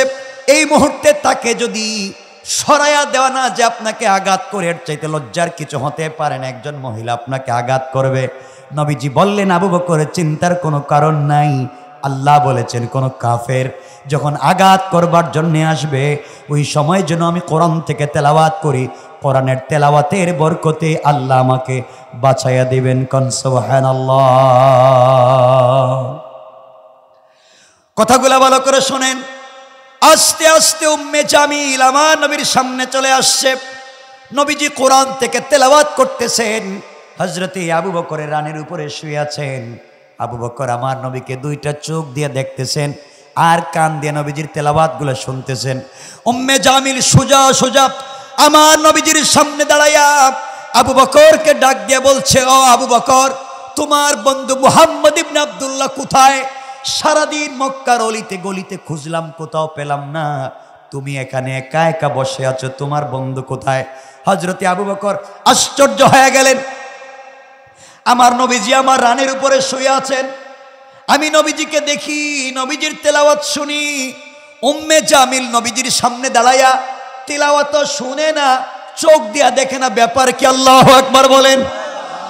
উম্মে জামিল নবীজির সামনে দাঁড়াইয়া নবীজিকে দেখে না, আমার বলবার কোনো কারণ নাই। তিনি বললেন, উম্মে জামিল, তুমি যেহেতু আসছো, খুঁজে খুঁজে দেখো মুহাম্মদ ইবনে আব্দুল্লাহ কোথায়। উম্মে জামিল পুরা মসজিদ খুঁজলো, কোথাও খুঁজে না পেয়ে আবু বকরকে বলে যাচ্ছে, আবু বকর, তোমার বন্ধুকে খুঁজে পেলাম না, কোথাও যদি আমি পেয়ে যাই তাকে জানিয়ে দিবা, আমি তাকে যেখানেই পাবো হত্যা করব। এইভাবে হুমকি দিয়ে যখন চলে যায়, যাওয়ার পথে অনেক দূরে চলে গিয়েছে। আবু বকর আমার নবীজিকে জড়ায়া ধরলেন, চোখের পানি ছেড়ে ডাক দিয়ে বলেন, ইয়া রাসূলুল্লাহি, ইয়া হাবিবাল্লাহ, পয়গম্বরে আরবি, আপনার সামনে দাঁড়ায়া উম্মে জামিল আমাকে দেখে আপনাকে দেখে না, এর কারণ কি? আমি বুঝতে পারলাম না, ব্যাপারটা বুঝলাম না, আমাকে দেখলো আপনাকে দেখলো না। আল্লাহর রাসূল বলছেন, শোনো আবু বকর, আল্লাহ বলেছেন কোন বিরুদ্ধবাদী, কোন কাফের, কোন বেঈমান যদি আমাকে অথবা আমার মতো কাউকে, কোরআনওয়ালাকে, যার সিনায় কোরআন আছে, তাকে আঘাত করবার জন্য আসে, ওই সময় যদি সে কোরআন থেকে তেলাওয়াত করে, কোরআন পড়তে পারে, কোরআন শুনতে পারে, কোরআন বুঝতে পারে, কোরআন থেকে তেলাওয়াত করে, আল্লাহ বললেন হিজাবাম মাসতুরা, আকাশ থেকে একটা গোপন পর্দা পাঠাইয়া আমার আর ওই কাফেরের মধ্যখানে আমার আল্লাহ পার্টিশন সৃষ্টি করে দেয়। কোন সুবহানাল্লাহ। আল্লাহু আকবার বলেন। কোরআন সাথে রাখে, কোরআন সাথে থাকলে তেলাওয়াত করবেন, কাফের থেকে আল্লাহ বাঁচাইয়া দিবেন। কষ্ট হচ্ছে না তো আপনাদের? আমি আর একটু সামনে দিয়ে বলতে চাই, কোরআন সাথে থাকলে কি হয়। এটা তো নবীজির এক জমানার কথা। নবীজি যেদিন হিজরত করে মক্কা থেকে মদিনায় যান, শুধু আপনাদেরকে আজকে বুঝাবো কোরআন সাথে থাকলে কি হবে, আর কোরআন ছেড়ে দিলে কতটুকুন বিপদে পড়বেন, কি হবে, এটাই বুঝাবো। মন দিয়ে শোনেন।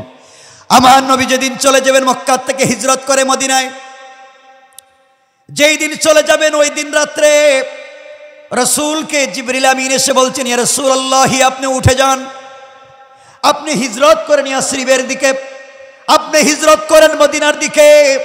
নবীজি উঠে গেলেন, উঠে যখন তৈরি হয়ে গেলেন চলে যাবেন মদিনায়, কথাগুলা দিল দিয়ে শুনেন। এমন সময় নবীজি দেখতে পাইলেন, আওয়াজ আসলো, কানের মধ্যে আওয়াজ আসলো। নবীজি শুনতে পাইলেন কাফেরেরা ঘরের চতুর্দিক বেষ্টন করে রেখে দিয়েছে, ঘর থেকে বের হলে আঘাত করবে। আমার নবীজি ডাক দিয়ে বলেন, জিবরাইল, তুমি বলেছ, আল্লাহ বলেছেন ঘর থেকে বের হয়ে মদিনায় চলে যাব, ইয়াসরিবে চলে যাব, অথচ আমার ঘরের চতুর্দিকে কাফেররা দাঁড়িয়ে আছে, ঘর থেকে বের হলে আমাকে আঘাত করবে, মেরে ফেলবে, তুমি কি আমাকে মেরে ফেলতে চাও? জিবরিল আমিন বলছেন, ইয়া রাসূলুল্লাহ, আল্লাহ আমাকে বলেছেন, আপনাকে আমি বলেছি, এর চাইতে বেশি কিছু নাই। আল্লাহর নবী চিৎকার করে ডাক দিয়ে বলতে থাকলেন, আল্লাহ, আমি ঘর থেকে বের হয়ে যাব, কাফেররা আমাকে আঘাত করবে। আল্লাহ রাব্বুল ইজ্জত ওয়াল জালাল বলেন, বন্ধুরে, তোমার কাছে আমার কালাম আছে, তোমার কাছে আমার কোরআন আছে, তোমার কাছে আমার কিতাব আছে, তুমি কোরআন সঙ্গে নিয়ে বের হওয়ার দায়িত্ব তোমার, আর কাফেরদের থেকে হেফাজতের দায়িত্ব আমার। আল্লাহু আকবার বলেন। আমার নবীজি এবার বলছেন, আল্লাহ তাআলা আমি তো মন চাই আপনার এই কথার উপর বের হয়ে যাই, ওয়ালাকিন লিয়াতমাইন্না কলবি, কিন্তু অন্তরে প্রশান্তি পাচ্ছি না। যদি আমি তো মানুষ, বের হলে যদি মারে আঘাত করে কোথায় যাব? আল্লাহ বলেন কি চাও? আল্লাহ আমি একটু প্রোটেক্ট চাই, নিজেকে সেভ করতে চাই। আল্লাহ বলেন বন্ধু তাহলে কাজ করো, হাতের মধ্যে কিছু পাথর নেও, হাতের মধ্যে কিছু কঙ্কর নেও, হাতের মধ্যে কিছু বালি নেও, আর ওই বালিগুলা কাফেরদের উপরে নিক্ষেপ করে দাও। কাফেরদের উপরে নিক্ষেপ করার দায়িত্ব তোমার, আর হেফাজতের জিম্মাদার স্বয়ং আমি আল্লাহ। এবার নবীজি ডাক দিয়ে বলছেন, আল্লাহ তাআলা আপনি কি বললেন? আমি কঙ্কর নিক্ষেপ করব, আপনি বাঁচাবেন। কঙ্কর নিক্ষেপ করলে একদিকে যায়, আমি যেদিকে মারবো ওদিকেই যাবে। দরজা খুলে আমি সামনের দিকে কঙ্কর মারবো, কিন্তু কাফেরেরা তো আমার ঘরের চতুর্দিক বেষ্টন করে রেখে দিয়েছে। সামনের দিকে মারলে পিছন দিক থেকে আমাকে মারবে, ডান দিক থেকে বাম দিক থেকে আমাকে মারবে। আপনি আমাকে বলছেন সামনের দিকে মারবার জন্যে। আমার নবীজিকে আল্লাহ বললেন, বন্ধুরে তুমি ঘর থেকে বের হয়ে কঙ্করগুলো নিক্ষেপ করার দায়িত্ব তোমার, আর সকল কাফেরদের চুকে চুকে ফেলে দেওয়ার দায়িত্ব আমি আল্লাহ। আল্লাহু আকবার আওয়াজ করে বলেন। নবীজি আশ্চর্য হয়ে গেলেন, আমি কঙ্কর মারলে সামনের দিকে যাওয়ার কথা, আল্লাহ বলছেন সবার চুকে ডাইনে বামে যাবে, কেমনে যে আজকে দেখি। আমার বন্ধুগণ কথাগুলো দিল দিয়ে শোনেন। নবীজি কোরআন সঙ্গে নিলেন, ঘর থেকে বের হওয়ার সময় কঙ্কর বালি অথবা পাথর হাতে নিলেন, কিছু তেলাওয়াত করলেন, তেলাওয়াত করে হাতের মধ্যে কঙ্কর নিয়ে দরজা খুলে নিক্ষেপ করলেন সামন দিকে। সামন দিকে নিক্ষেপ করতে দেরি হয়েছে, তাকাইয়া দেখেন চতুর্দিকের কাফেরদের চুকে চুকে পৌঁছে গিয়েছে। আল্লাহু আকবার। কাফেররা আমার নবীকে দেখতে পেল না।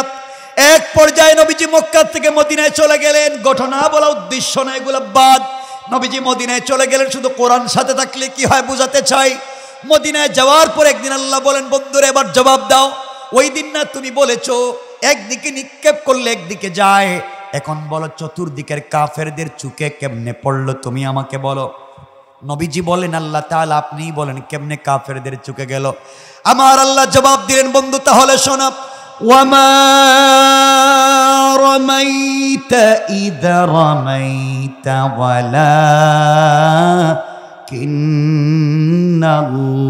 ওয়ালাকিন্নাল্লাহা রামা। আল্লাহ রাব্বুল ইজ্জত ওয়াল জালাল জানায়া দিলেন, বন্ধুরে তুমি তো যখন কঙ্করগুলো হাতে নিয়েছো, আমি আল্লাহর নাম নিয়ে যখন কঙ্কর নিক্ষেপ করতে গিয়েছো, ওটা তুমি তোমার হাত থাকে নাই, স্বয়ং আমি আল্লাহর হাত হয়ে গিয়েছে। আর আমার হাত দিয়া সবগুলা কাফেরদের চুকে পৌঁছে দিয়েছি। কোন সুবহানাল্লাহ। আল্লাহু আকবার বলেন। আমার নবীজিকে আল্লাহ হিফাজত করলেন কোরআনের বিনিময়ে। সুতরাং জীবনে চলার পথে সব জায়গায় যদি আপনি কোরআন সঙ্গে রাখতে পারেন, সব সময় যদি আপনি কোরআন সঙ্গে রাখতে পারেন, আল্লাহ রাব্বুল ইজ্জত ওয়াল জালাল বলছেন যাদের সঙ্গে কোরআন থাকে আমি আল্লাহ স্বয়ং তাদের হেফাজতের জিম্মাদার। কোন সুবহানাল্লাহ। কিন্তু আফসোসের বিষয় হচ্ছে, যেই কোরআন আমরা নামাজে তেলাওয়াত করি, যেই কোরআন আমরা মসজিদে নামাজে তেলাওয়াত করি, এই কোরআনকে আমরা বানিয়েছি মক্তবে বাচ্চাদের পড়াবার বই, এই কোরআনকে বানিয়েছি জানাজার জিয়ারত করবার বই, কোরআনকে বানিয়েছি শবে বরাত আর শবে কদরে খতম পড়ার বই, কোরআনকে বানিয়েছি তাবিজ আর কবজ দেওয়ার বই। কথা বলছেন না কেন? এজন্য আল্লাহ কোরআন দেন নাই, আল্লাহ কোরআন দিয়েছেন ব্যক্তি জীবন থেকে পার্লামেন্ট পর্যন্ত। আপনি কোন জায়গায় যদি কোনো জায়গায় সমস্যায় পড়েন, ফিজিওলজি, বায়োলজি, কেমিস্ট, ড্রাগিস্ট, যত জায়গায় যত সমস্যায় পড়বেন, সকল সমস্যার পূর্ণাঙ্গ সমাধান দিয়ে আল্লাহ পাক 30 পারা কোরআন দিয়েছেন। কোন ঠিক কিনা? কোরআনকে আমরা মসজিদে রেখে দিয়েছি। যে কোরআন মসজিদে তেলাওয়াত হয়, যে আয়াতগুলো মসজিদে নামাজে পড়া হয়, এই আয়াতগুলার বাস্তবায়ন সমাজে হয় না। কথা বলেন না কেন? আজকে যদি কোরআন সকল জায়গায় থাকতো, প্রত্যেকটা অফিসে কোরআন থাকতো, প্রত্যেকটা অফিসে যদি কোরআন থাকতো, আজকে যদি ভূমি অফিসে কোরআন থাকতো, আজকে যদি থানার অফিসে কোরআন থাকতো, কোন জায়গায় ঘুষ চলতো না, সুদ চলতো না, ব্যভিচার চলতো না, ফেন্সিডিল ইয়াবা চলতো না। কোরআন থাকলে শয়তানি নাফরমানি বদমাইশি করার কোনো সুযোগ থাকতো না। ঠিক কিনা বল? কোরআন মসজিদে আছে, সমাজে নাই। এটা আমাদের ব্যর্থতা। কোরআন মসজিদে রেখে দিয়েছি, তেলাওয়াত যা করতেছি এনাফ, কিন্তু কোরআন দিয়ে সমাজ পরিবর্তন করতে হবে এই চিন্তা আমাদের নাই। কোরআন যদি সমাজের সকল জায়গায় পৌঁছে যায়, কোরআন কেমনে মানুষকে পরিবর্তন করতে পারে, কোথায় যেতে পারে, কোরআন সর্বোচ্চ জায়গায় পৌঁছে গেলে মানুষের জিন্দগিতে কি পরিবর্তন আসতে পারে, সেদিকে আপনাদেরকে নিয়ে যেতে চাই। আমার মুসলমান বন্ধুগণ, গভীর মনোযোগ। আল্লাহর পয়গম্বরের ইন্তেকালের পরে মুসলিম মিল্লাতের খলিফা হয়ে গেলেন হযরত আবু বকর সিদ্দিক রাদিয়াল্লাহু তাআলা আনহু। যখন মুসলমানদের খলিফা, প্রধান খলিফা হযরত আবু বকর, প্রধান বিচারপতি হযরত ওমর, পরামর্শদাতা বানালেন হযরত আলী, উসমান সহ সাহাবায়ে কেরামকে। একদিন হযরত আবু বকর সিদ্দিক রাদিয়াল্লাহু তাআলা আনহু রাষ্ট্রপতি প্রধানমন্ত্রীর চেয়ারে বসে আছেন। এমন সময়ে প্রধান বিচারপতি হযরত ওমর বসে আছেন, হযরত আলী বসে আছেন, হযরত ওসমান দাঁড়িয়ে গেলেন। আর ডেকে ডেকে বলেন, খলিফাতুল মুসলিমিন আবু বকর, আপনার কাছে আমি জানতে চাই, এই রাষ্ট্র আপনি কোরআন দিয়ে চালান, মদিনার রাষ্ট্র আপনি কোরআন দিয়ে চালাচ্ছেন, মানুষদেরকে কোরআনের বিধান বুঝাইয়া দিচ্ছেন। আমি জানতে চাই, আপনার রাষ্ট্রে যদি কোনো মানুষ না খেয়ে মারা যায়, কিয়ামতের দিন কি আপনাকে জবাবদিহি করা লাগবে কিনা? কারণ আপনি এই রাষ্ট্রের খলিফা, আপনি এই রাষ্ট্রের প্রধান, আপনি অভিভাবক। আপনি বলেন আপনার জিম্মাদারি থাকবার পরে কেউ যদি মারা যায় জবাব দেওয়া লাগবে কিনা? হযরত আবু বকর বললেন, ভাই উসমান রে, আমি খলিফা থাকাকালীন সময়ে আমার রাষ্ট্রে কোন মানুষ কেন, একটা কুকুর যদি বিনা চিকিৎসায় মারা যায়, একটা কুকুরও যদি না খেয়ে মারা যায়, কিয়ামতের দিনে আল্লাহর আদালতে আমাকে জবাবদিহি করা লাগবে। আল্লাহর আদালতে, আল্লাহর কাঠগড়ে আমাকে জবাবদিহি করা লাগবে। আমি থাকাকালীন কেন একটা কুকুর না খেয়ে মারা গেল? কারণ রাষ্ট্র চলে কোরআন দিয়া। এখানে শুধু মানুষের অধিকার প্রতিষ্ঠিত হবে তা নয়, সকল সৃষ্টির অধিকার প্রতিষ্ঠিত হওয়ার কথা। এই জায়গায় যদি দুনিয়ার সকল জায়গায়, সকল অফিসে আজ যদি কোরআন প্রতিষ্ঠিত হয়ে যেত, আমরা এমন এক জায়গা চাই, থানার ওসি যিনি হবেন তিনি একদিকে যেমন ওসি হবেন, অপর দিকে যদি মসজিদের ইমাম হয়ে যান, একটা জায়গার বড় দায়িত্বশীল যিনি এমপি হবেন তিনি যদি ওই জায়গার বড় মসজিদের খতিব হয়ে যান, তাহলে ইসলামের কাজ, সমাজের কাজ যতটুকু হওয়ার কথা ছিল, আল্লাহ পাক বলছেন, কোরআন যদি সব জায়গায় নিয়ে যেতে পারো, আমি আল্লাহ তোমাদের জানাইয়া দিলাম, শুরু করার দায়িত্ব তোমার। গোটা জাতিকে একত্রিত করে বারাকা দেওয়ার জিম্মাদার আমি আল্লাহর। কোন সুবহানাল্লাহ। আমার বন্ধুগণ, হযরত উসমান বললেন, তাহলে আবু বকর শুনেন, আপনার রাষ্ট্রে একজন বিধবা মহিলা, যার ঘর আছে, বাড়ি আছে, তার স্বামী নাই, সন্তান নাই, ছেলে মেয়ে কেউ নাই, এই মহিলাকে রান্না করে খাওয়াইয়া দেওয়ার মতো কেউ নাই। আপনি বলেন তো এই মহিলার ঘরে খাবার পৌঁছে দিবে কে? খলিফাতুল মুসলিমিন আবু বকর বলছেন, ভাই ওসমান রে, এই মহিলার ঘরে আমি জানি না, তুমি বলেছ অবশ্যই খাবার পৌঁছে দেওয়ার দায়িত্ব আমার, আমি পৌঁছে দেব, কিন্তু মহিলার ঘর মুছে দেওয়া, রান্না করে দেওয়া, কাপড় ধৌত করা, এগুলার দায়িত্ব আমার না, আমি পারবো না, কোনো খাদেম নাই। ওই জায়গায় মুসলিম মিল্লাতের, মুসলিম জাহানের খলিফা হযরত আবু বকর যখন বসা, হযরত ওমর প্রধান বিচারপতি দাঁড়িয়ে গেলেন, আর ডেকে ডেকে বললেন, খলিফাতুল মুসলিমিন আবু বকর, আপনি এই মুহূর্তে প্রধান বিচারপতি, আপনি এই মুহূর্তে প্রধান খলিফা, আমি প্রধান বিচারপতি। এই মহিলার ঘরে রান্না করবার মতো কোনো লোক নাই, খিদমত করবার কেউ নাই, মহিলার গড় ঝাড়ু দিয়ে মহিলার কাপড় ধৌত করবার মতো কেউ নাই। আপনি যদি অনুমতি দেন, আমি এই দেশের প্রধান বিচারপতি হযরত ওমর বলতেছি, আপনি অনুমতি দিলে এই মহিলার ঘরের সবগুলা কাজ আমি করে দিতে পারি। কোন সুবহানাল্লাহ। একজন প্রধান বিচারপতি, একটা দেশের প্রধান বিচারপতি হযরত ওমর, রান্না করা লাগবে কিনা আপনি আমাকে বলে দেন, আপনার কি কি কাজ করা লাগবে আপনি আমাকে বলে দেন। ঘরের ভিতর থেকে মহিলা জবাব দিচ্ছে, যুবকরে, কে তোমাকে চিনতে পারলাম না। ও যুবক, আজকে তুমি এই মুহূর্তে এসেছো আমার ঘরের কাজগুলা করে দেওয়ার জন্যে। তুমি আসার প্রায় 3 ঘন্টা আগে আরেকজন যুবক এসে আমার ঘরের সবগুলা কাজ করে দিয়ে চলে গেছে। কোন সুবহানাল্লাহ। হযরত ওমর আশ্চর্য হয়ে গেলেন, খলিফার পক্ষ থেকে নিযুক্ত কর্মচারী আমি, আমার আগে কি কাজগুলা করে দিয়ে চলে গিয়েছে। চিন্তায় পড়ে গেলেন। পরের দিন ফজরের সালাত পড়ে নাস্তা না করে তাড়াতাড়ি চলে আসলেন মহিলার বাড়িতে। দ্বিতীয় দিন এসে মহিলাকে ডাক দিয়ে বলছেন, আম্মা জান, আপনি বলেন তো আপনার ঘরের কি করা লাগবে, কি করতে হবে, আপনি আপনার ঘরের খাদেম। মহিলা জবাব দিচ্ছে, যুবক, কে তোমাকে চিনতে পারি নাই।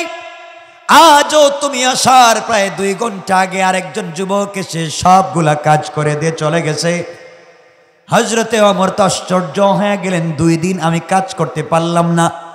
3 নম্বর দিনে ফজরের নামাজেরও আগে চিন্তা করলেন কাজ করে ফজরের সালাতে যাব। ফজরের সালাতের আগে তিনি পৌঁছে গেলেন মহিলার বাড়িতে। চিন্তা করলেন কাজ করে দিয়ে আসি। ঘরের কাছে এসে দরজা নক করলেন, ডাক দিয়ে বলছেন, আম্মা জান, আমি আপনার ঘরে নির্ধারিত খাদেম, আপনি বলেন আপনার ঘরে কোনো কাজ করে দেওয়া লাগবে কিনা। মহিলা ডাক দিয়ে বলছে, যুবক রে, আজ তুমি এসেছো, তুমি আসার প্রায় 1 ঘন্টা আগে আরেকজন যুবক এসে আমার ঘরের সবগুলা কাজ করে দিয়ে আমাকে নিজের হাতে খাওয়া দিয়া চলে গিয়েছে, তাকে আমি চিনি না। হযরত ওমর আস্তে আস্তে গরম হয়ে গেলেন। 3 দিন পর্যন্ত কাজ করতে পারলাম না। হযরত আবু বকর দরবারে আমাকে দাঁড়াতে হবে, আল্লাহর আদালতে আমাকে বিচারের কাঠগড়ায় দাঁড়াতে হবে। আমি কাজ করতে পারলাম না, কে কাজ করে দিয়ে চলে যায়। 4র্থ দিন চিন্তা করলেন, ফজরেরও আগে, তাহাজ্জুদের সালাতের আগে, এর আগে চলে যাই দেখি মহিলার বাড়িতে। দৌড়ে চলে আসলেন, নাঙ্গা তরবারি নিলেন, খোলা তরবারি নিলেন, কুশমুক্ত তরবারি নিলেন। কে যুবক আমার কাজগুলা করে দিয়ে আমাকে বিপদে ফেলে দিচ্ছে, আমাকে বিপদে ফেলে দিচ্ছে, কে যুবক তাকে আমি দেখা রাখবে। এই কথা বলে হযরত ওমর তরবারি হাতের মধ্যে নিয়ে দৌড়তে লাগলেন। মহিলার বাড়িতে এসে দাঁড়িয়ে গেলেন।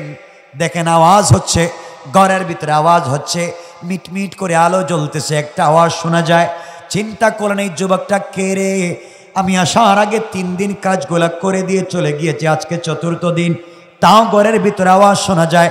দাঁড়িয়ে গেলেন, তরবারি হাতের মধ্যে নিয়ে অন্ধকারে হযরত ওমর প্রধান বিচারপতি দাঁড়িয়ে গেলেন।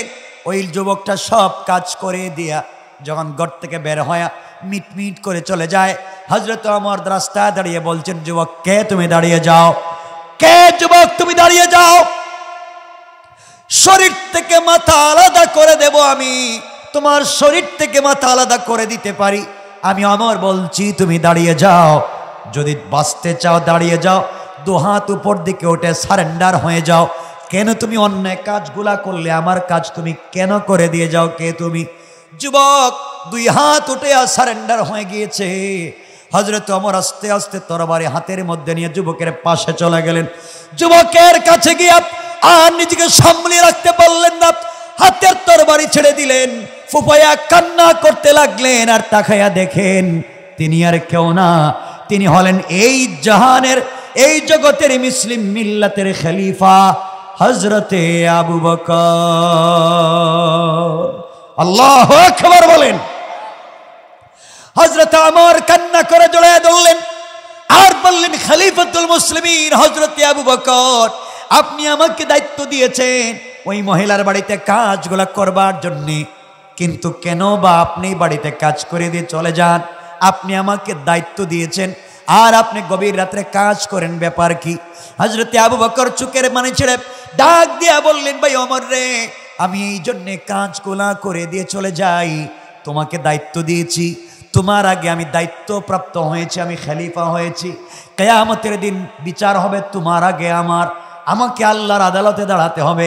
এই আল্লাহর আদালতে দাঁড়াবার ভয়, আল্লাহর সামনে জবাবদিহিতার ভয় যখন ঢুকে যায়, আমার রাষ্ট্রে একজন বিধবা মহিলা না খেয়ে রাত্র যদি ঘুমাইয়া যায়, আমি আবু বকরকে আল্লাহর আদালতে জবাব দেওয়া লাগবে, আমি এলাকার অভিভাবক। এই চিন্তা যখন মাথার ভিতরে ঢুকে যায়, আমি ঘুমাতে পারি না।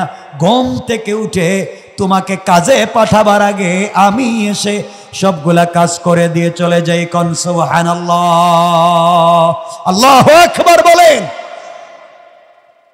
এই যে পরিবর্তন হযরত আবু বকর, হযরত ওমরের এই যে পরিবর্তন, শুধুমাত্র কেবলমাত্র পরিবর্তন করেছে আল কোরআন। কে করেছে? সবাই বলেন, কে করেছে? আল কোরআন এই পরিবর্তন করেছে। আজও আমাদের কাছে আল কোরআন আছে, কিন্তু আল কোরআনের শিক্ষা নাই। আছে? কথা বলেন, আছে? এই আল কোরআনের শিক্ষা নাই। এখানে আমরা যারা বসেছি, অনেককে খবর নিয়ে দেখেন আজকে ঈশার নামাজ পড়েন নাই। কথা বলেন না কেন? এখানে অনেক আছেন যারা গত শুক্রবার নামাজ পড়ছিলেন, এখন পর্যন্ত পড়েন নাই। তো আপনারে কি বুঝাবো আমি, আর আপনি আমারে কি বুঝাইবেন? কিসের দিন আর কিসের ইসলাম? চিন্তা করেন। অনেক লোক এখানে আসেন বসা, যারা চার দোকানে গিয়ে শুধু চা পান করেন, চার দোকানে বসে অমুকের গীবত, অমুকের শিকায়াত, অমুকের সমালোচনা, অমুকের মেয়ে কি করছে, অমুকের ছেলে কি করছে, ওর স্ত্রী কি করছে, এগুলো না বলে চার দোকানে আড্ডাই জমে না। ঠিক কিনা? জোরে আওয়াজ করে বলেন। তো আপনার নামাজ দিয়ে লাভ কি? আপনার নামাজ আপনাকে অশ্লীলতা থেকে বাঁচাতে পারে না, আপনার নামাজ আপনাকে হারাম থেকে বাঁচাতে পারে না। এই নামাজ দিয়ে আপনার কি হবে? কি হবে? মুসলিম ভালো করে শোনো, আল্লাহকে ওয়াস্তে বলছি, শোনো। আজ তুমি দুনিয়া যার জন্য এতগুলা করে যাচ্ছ, যার জন্য গাড়ি বাড়ি মিল ফ্যাক্টরি করে যাচ্ছ, যার জন্য সম্পত্তি করে যাচ্ছ, সব দুনিয়ায় পড়ে থাকবে, থাকবে না শুধু তুমি। কথা বলেন। একদিন দেখবেন এই নাটোরের চৌধুরী বাড়ির চৌধুরী বাড়ি থাকবে, চৌধুরী থাকবেন না। খান সাহেবের বাড়ির খান বাড়ি থাকবে, খান সাহেব থাকবেন না। এমপির বাড়ির এমপির বাড়ি থাকবে, এমপি থাকবেন না। চেয়ারম্যানের বাড়ির চেয়ারম্যান বাড়ি থাকবে, চেয়ারম্যান থাকবেন না। একদিন আপনার বানানো বাড়ি থাকবে, থাকবেন না শুধু আপনি। ঠিক কিনা বলেন? তো কিসের আপনার এত অহমিকা? কিসের অহমিকা? ও যুবক, তোমাদের তো অহমিকার শেষ নাই। তুমি নাকি আমেরিকা চলে যাচ্ছ, তুমি নাকি কানাডা চলে যাচ্ছ, তুমি নাকি লন্ডনে চলে যাচ্ছ স্টুডেন্ট ভিসায়, পাসপোর্টে ভিসা লেগেছে, দুনিয়ার সবার কাছ থেকে বিদায় নিচ্ছ, যাকে যেখানে পাচ্ছ টেলিফোন দিয়ে বিদায় নিচ্ছ। আগামী কালকে তোমার ফ্লাইট, তোমার পাসপোর্টে ভিসা লাগানো। দুনিয়ার সবাইকে মনে রাখলে, দূর দূরান্তর তোমার বন্ধু বান্ধবকে টেলিফোন দিয়ে তুমি খবর নিলে, কিন্তু যাকে ভুলে গেলে সে হচ্ছে আল্লাহ। কথা বলেন না কেন? সব ভুলে গিয়েছো। রাত্রবেলা বালিশের নিচে পাসপোর্টটা রেখেছ, আগামী কালকে তোমার ফ্লাইট, পাসপোর্টটা বালিশের নিচে রেখেছ। আরে বুকা, তুমি জানো না হতে পারে তোমার বালিশের নিচে আজরাইল বসা। রাত্রবেলা ঘুমাইছ, আজরাইল এসে হাজির। আজরাইল বলছে আল্লাহ, ও বলছে ভিসা তার, ও বলে পাসপোর্ট তার, ও বলে কালকে বিদেশে চলে যাবে। একটা বারও তোমার কথা শুনলো না। আল্লাহ তুমি বলো আমসিক আও আত্রুক, ওরে ছেড়ে দিব না ধর্ম। আল্লাহ তো একটা থাপ্পড় দে, থাপ্পড় ঘুমে একটা থাপ্পড় দে, দেখা যায় ব্রেন স্ট্রোক। আছে না নাই? ঘুমে স্ট্রোক করে ফেলছে। ও শোনো লক্ষ্মী কোলের মুসলমানেরা, শোনো, বাজারে বড় বিজনেস করতেছ, কয়েক লাখ টাকার বিজনেস করেছ, সারাদিন ব্যবসা করেছ, ব্যবসা তোমার, টাকা তোমার, সব তোমার, সারাদিন বিজনেস করেছ, একটা বার রবকে স্মরণ করলো না। জোহরের সময় রব ডাক দিয়ে বলছে হাইয়া আলাল ফালাহ, ও ও গোলাম, বিজনেসের ভিতরে কল্যাণ নাই, দুনিয়ার কিচ্ছুতে কল্যাণ নাই। কল্যাণ তো আমার কাছে একটা বার শুনল না। সন্ধ্যার পরে ক্যাশ বাক্স খুলেছ, টাকা গণবার জন্য টাকার বাক্সে হাত দিয়েছ। বুকা, হয়তো তুমি জানো না তোমার ক্যাশের বাক্সের ভিতরে আজরাইল বসা। আজরাইল আল্লাহকে বলছে, আল্লাহ আমসিক আত্রুক। ও বলে টাকা তার, ও বলে বিজনেস তার, তুমি বলো ওরে ছেড়া দিব না ধর্ম। আল্লাহ কয় টাকায় হাত দিছে, গনতে দিস না। আছে না নাই? আছে না নাই? দুনিয়া সব ধোঁকা, দুনিয়া সব ধোঁকা, ধোঁকা। হতে পারে বড়াই গ্রামের কোন এক মুসলমান এখানে একটা বাড়ি করেছে 3 তলা। একতলা হয়তো স্বর্ণ দিয়া, আরেক তলা হয়তো রূপ্য দিয়া, আরেক তলা হয়তো ডায়মন্ড দিয়া বিশাল স্ট্রাকচার করেছে। ইউরোপ আমেরিকা থেকে টাইল সিরামিক এনেছে, সব ডিজাইন করেছে। পৃথিবী বিখ্যাত ইঞ্জিনিয়ারদের ড্রয়িং করেছে। তার বাড়ি যেই দিন উদ্বোধন করা হবে, পৃথিবীর সব মানুষ জানে বড়াই গ্রামের একটা ছেলে এত টাকা কোথায় পেল, এত সুন্দর বাড়ি বানিয়েছে। সেখানে দাওয়াত করেছে আমেরিকার প্রাইম মিনিস্টারকে, সে দাওয়াত করেছে ইংল্যান্ডের প্রধানমন্ত্রীকে, সে দাওয়াত করেছে বাংলাদেশের প্রধানমন্ত্রীকে। সবাই স্টেজে বসা, লক্ষ লক্ষ শ্রোতা সামনে বসা। আজকে দেখবো বড়াই গ্রামের যুবকের বাড়িটা, দেখবো কেমন ডিজাইন, কেমন টাইলস, কেমন সিরামিক, কেমন ডিজাইন আজকে আমরা দেখব। সবাই তো উৎসুক, যুবকটাকে চিনবো, কার ছেলে কার নাতি, এত টাকা কোথায় পেল। এমন সময় একজন ঘোষক ডাক দিয়ে বলছেন, যুবক তুমি দাঁড়াও, 1 মিনিট বক্তৃতা দাও। যুবক তো মাইকের সামনে দাঁড়াইছে কথা বলবার জন্যে। বলবো টাকা আমার, বিজনেস আমার, বাড়ি আমার, সম্পত্তি আমার, দেখো কত বড় বাড়ি বানিয়েছি, এই চিন্তা করে দাঁড়িয়েছে, বক্তৃতা করবে। কিন্তু যুবক হয়তো জানে না তার মাইকের নিচে আজরাইল বসা। কথা বলেন না কেন? আজরাইল আল্লাহকে বলছে, আল্লাহ ও তো কিছুক্ষণ পরে বক্তৃতা করে বলবে সব তার, তুমি বলো সাউন্ড দিমু না আটকায়া দিমু। আল্লাহ কয় যা কইছে কইছে, আর কিছু বলতে দিস না। আছে না নাই? কথা বলেন, আছে না নাই? আল্লাহ আফসোস করে বলছেন, ইয়া আইয়ুহাল ইনসান মা গাররাকা বিরাব্বিকাল কারীম। এই মানুষ তোদের কি হয়েছে? কে তোকে ধোঁকা দিয়েছে আমার মতো মহান রব থেকে? অথচ আল্লাযী খালাকাকা, আমি তোদেরকে বানিয়েছি, আমাকে চিনলে না। সব চিনলে অথচ আমাকে চিনলে না। ও গোলাম, সারাদিন বিজনেস করস, সারাদিন ব্যবসা বাণিজ্য করস, সারাদিন বিদেশে কাজ করস, কিছুক্ষণ পরে পরে টেলিফোন বাইর করে দেখস তোর ছেলে ফোন দিয়েছে কিনা, মেয়ে ফোন দিয়েছে কিনা, মা বাপ টেলিফোন দিল কিনা। হয়তো সারাদিনে কেউ তোরে স্মরণ রাখে না। বান্দা, আমি তো সারাদিনে কমপক্ষে 5 বার তোরে ডাক দেই, 5 বার তোরে ডাক দেই। একবারও তুই আমার ডাকে সাড়া দিলি না, একবারও তুই আমার ডাকে সাড়া দিলি না। কেন গোলাম? তুমি আল্লাহকে বলে যাও, রব তো তার নাম, রব তো সব মাফ করে দিতে চায়। আজ তুমি রবকে চিনো না। ও গোলাম, তোমাকে বলছি, যুবক ভাই তোমাকে বলছি, জিন্দেগি কাটায়া দিয়েছ। যখন কোন গোলাম ফজরের নামাজ পড়লো না, ফেরেশতারা বলে আল্লাহ ওখানে কি লেখবো এটা না ফরমান? আল্লাহ কই লিখিস না, জোহর পর্যন্ত দেখি, জোহরের সময় আমি আবার ডাক দিব। ওই সময় যদি মসজিদে চলে আসে, আমার বান্দার আমল নামার পুরা গুনাহ কাটাইয়া সওয়াব লেখা দে। জোহরের সময় বান্দা যায় না, জোহরের সময় বান্দা যায় না। ফেরেশতারা বলে আল্লাহ ও তো ওই সময় আসে নাই। আল্লাহ বলে থাক, কিছু লিখিস না, দেখ আসরের টাইমে আসে কিনা। আসরের টাইমেও দেখা যায় নাই। ফেরেশতারা বলছে আল্লাহ ও তো আসরেও আসে নাই। আল্লাহ বলছেন একটু দেখ না মাগরিবে আসে কিনা। মাগরিবের সময় অপেক্ষা করলেন। আল্লাহ বলছেন হাইয়া আলাল ফালাহ, ও গোলাম এখন রাখ, আমার দিকে একটু আয়। এখনো যায় না, ঈশার সময় হয়ে গেল, বান্দা তো যায় না। ফেরেশতারা বলছে ও রব, একটা বারও তোমার ডাকে সাড়া দিল না, এখন তো রাত্রে ঘুমাতে যাইবে, কি করব? আল্লাহ বলছেন ও বান্দা, ও ফেরেশতারা, বান্দা আমাকে সারাদিন ভুলে গিয়েছে। এটা তো বান্দার খাসলত, আমি তো তার মুনিব, আমি রাগ করে তাকে ভুলে যাইতে পারি না। আমার বান্দা যখন রাত্রে ঘুমায় যাইব, তার নাকের ছিদ্র খোলা, কানের ছিদ্র খোলা, চোখ এবং মুখের ছিদ্র খোলা, আরো কত জায়গায় কত ছিদ্র খোলা, কোনো পোকা ঢুকে যাবে, বিষাক্ত সাপ দংশন করবে। শোনো, আমার এই বান্দা আমাকে ভুলে গিয়েছে, 19 জন ফেরেশতা পাঠাইয়া দাও, পা থেকে মাথা পর্যন্ত আমার বান্দাকে সারা রাত্র সিকিউরিটি গার্ডের ব্যবস্থা করে দিবে। ফেরেশতারা বলছে আল্লাহ তোমার চিনল না, তোমাকে জানলো না, এরপরও তুমি সিকিউরিটির ব্যবস্থা করে দিচ্ছ। রব বলছেন তোমরা জানো না, তোমাদের তো দয়া মায়া বলতে কিচ্ছু নাই। আমি তো দুনিয়ার সব বানাইছি কোন দিয়া, কোন বলছি তো আসমান হয়ে গেছে, কোন বলছি তো জমিন হয়ে গেছে, ও ফেরেশতারা কোন বলছি তো ফেরেশতা হয়ে গেছে, কিন্তু বান্দাকে বানাইছি আমার হাত দিয়া। আল্লাহু আকবার বললেন না? আমার হাত দিয়ে বানাইস, আমার হাত দিয়ে বানাইস। এই জন্য ভুলে যেতে পারি না, বান্দা নাফরমানি করলেও ফালায় দিতে পারি না। আল্লাহ ও রব, এত কিছু করার পরে বান্দাকে কেন ছাড়া দাও না?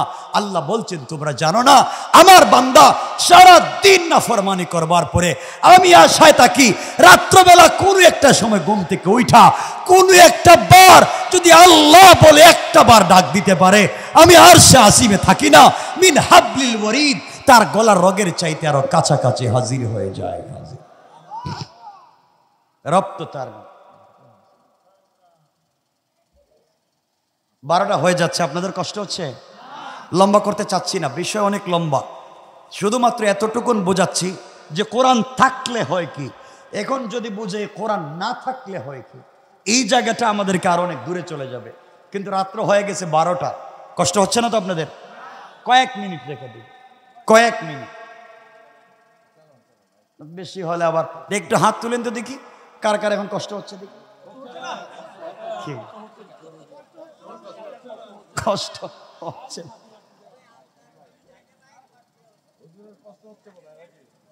কষ্ট হচ্ছে, অসুবিধা হয়?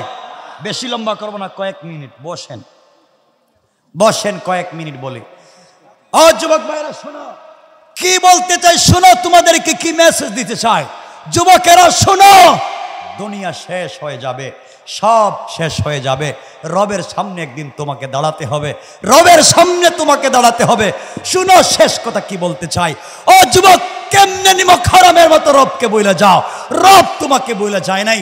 অনেক যুবক এখানে আছেন, অনেক বোন এখানে আছে যারা প্রেম করে, প্রেম ঠিক নাই? তোমরাও প্রেমিক, আমিও প্রেমিক, আমিও প্রেম করি, তোমরাও প্রেম করো।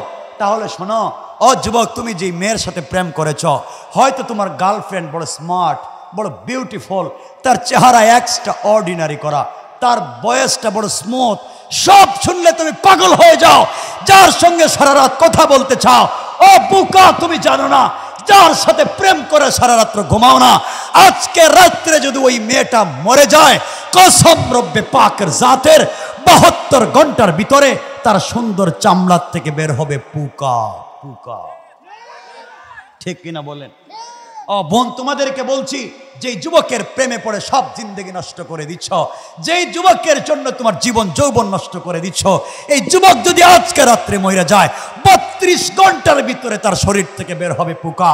ও যুবক, তোমাকে আবার বলছি, যার সাথে প্রেম করে পড়ালেখায় লালবাতি জ্বালাইছ, যার সাথে সম্পর্ক করে কলেজে যাওয়া বাদ দিছ, যার সাথে সম্পর্ক করে মা বাবার সঙ্গে খারাপ ব্যবহার করতেছ, যার সাথে সম্পর্ক করে মা বাবার মুখে চুন কালি দিয়েছ, যার সাথে সম্পর্ক করে ফেনসিডিল ইয়াবা ধরেছ, যার সাথে সম্পর্ক করে নামাজ রোজা বাদ দিয়েছ, ও যুবক তুই জানিস না, আবারও বলতে জানিস না, ওই মেয়ে যদি ঘুম থেকে উঠা তোমার চাইতে স্মার্ট, তোমার চাইতে টাকাওয়ালা আরেকটা যুবককে পেয়ে যায়, হয়তো তোমাকে ভুলে যেতে 1 মিনিটও লাগবে না।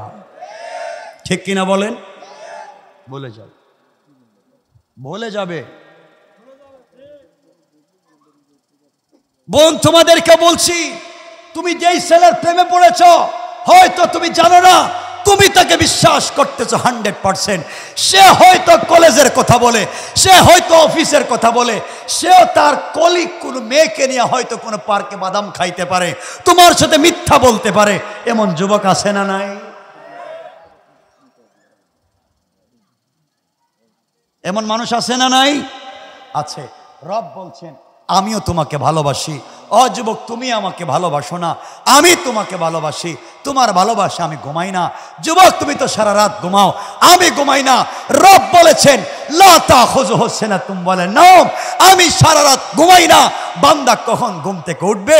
একটাবার সিজদায় গিয়া যখন আমার গোলাম পড়ে সুবহান সুবহান বলে, সুবহান বলে, সুবহান বলে আমি পবিত্র। আল্লাহ তুমি পবিত্র, আমিও পবিত্র।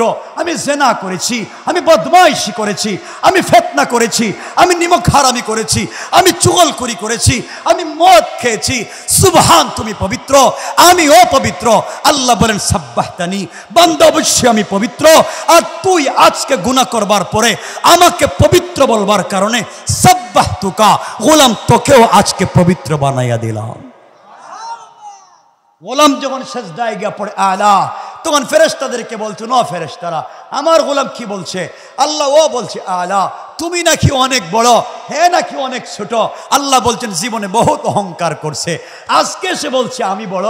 আমার বান্দা স্বীকার করেছে সে ছোট, আলাই তানি অবশ্যই আমি বড়। বান্দা আজকে স্বীকার করবার কারণে আলাই থুকা, তোকে দুনিয়ায় বানালাম বড়, আর আখেরাতে দিলাম বিনা হিসাবে জান্নাত। তার নাম তো রব। রব তোমাকে সব দিতে চায়। রব তো প্রেম করেন, রব সম্পর্ক করেন, রব ভালোবাসেন। ও যুবক, তোমাকে সেই ভালোবাসার দিকে নিয়ে যেতে চাই। রব তো প্রেম করেছেন আমার রাসূলের সঙ্গে, আমার নবীর সঙ্গে তো আল্লাহ প্রেম করেছেন।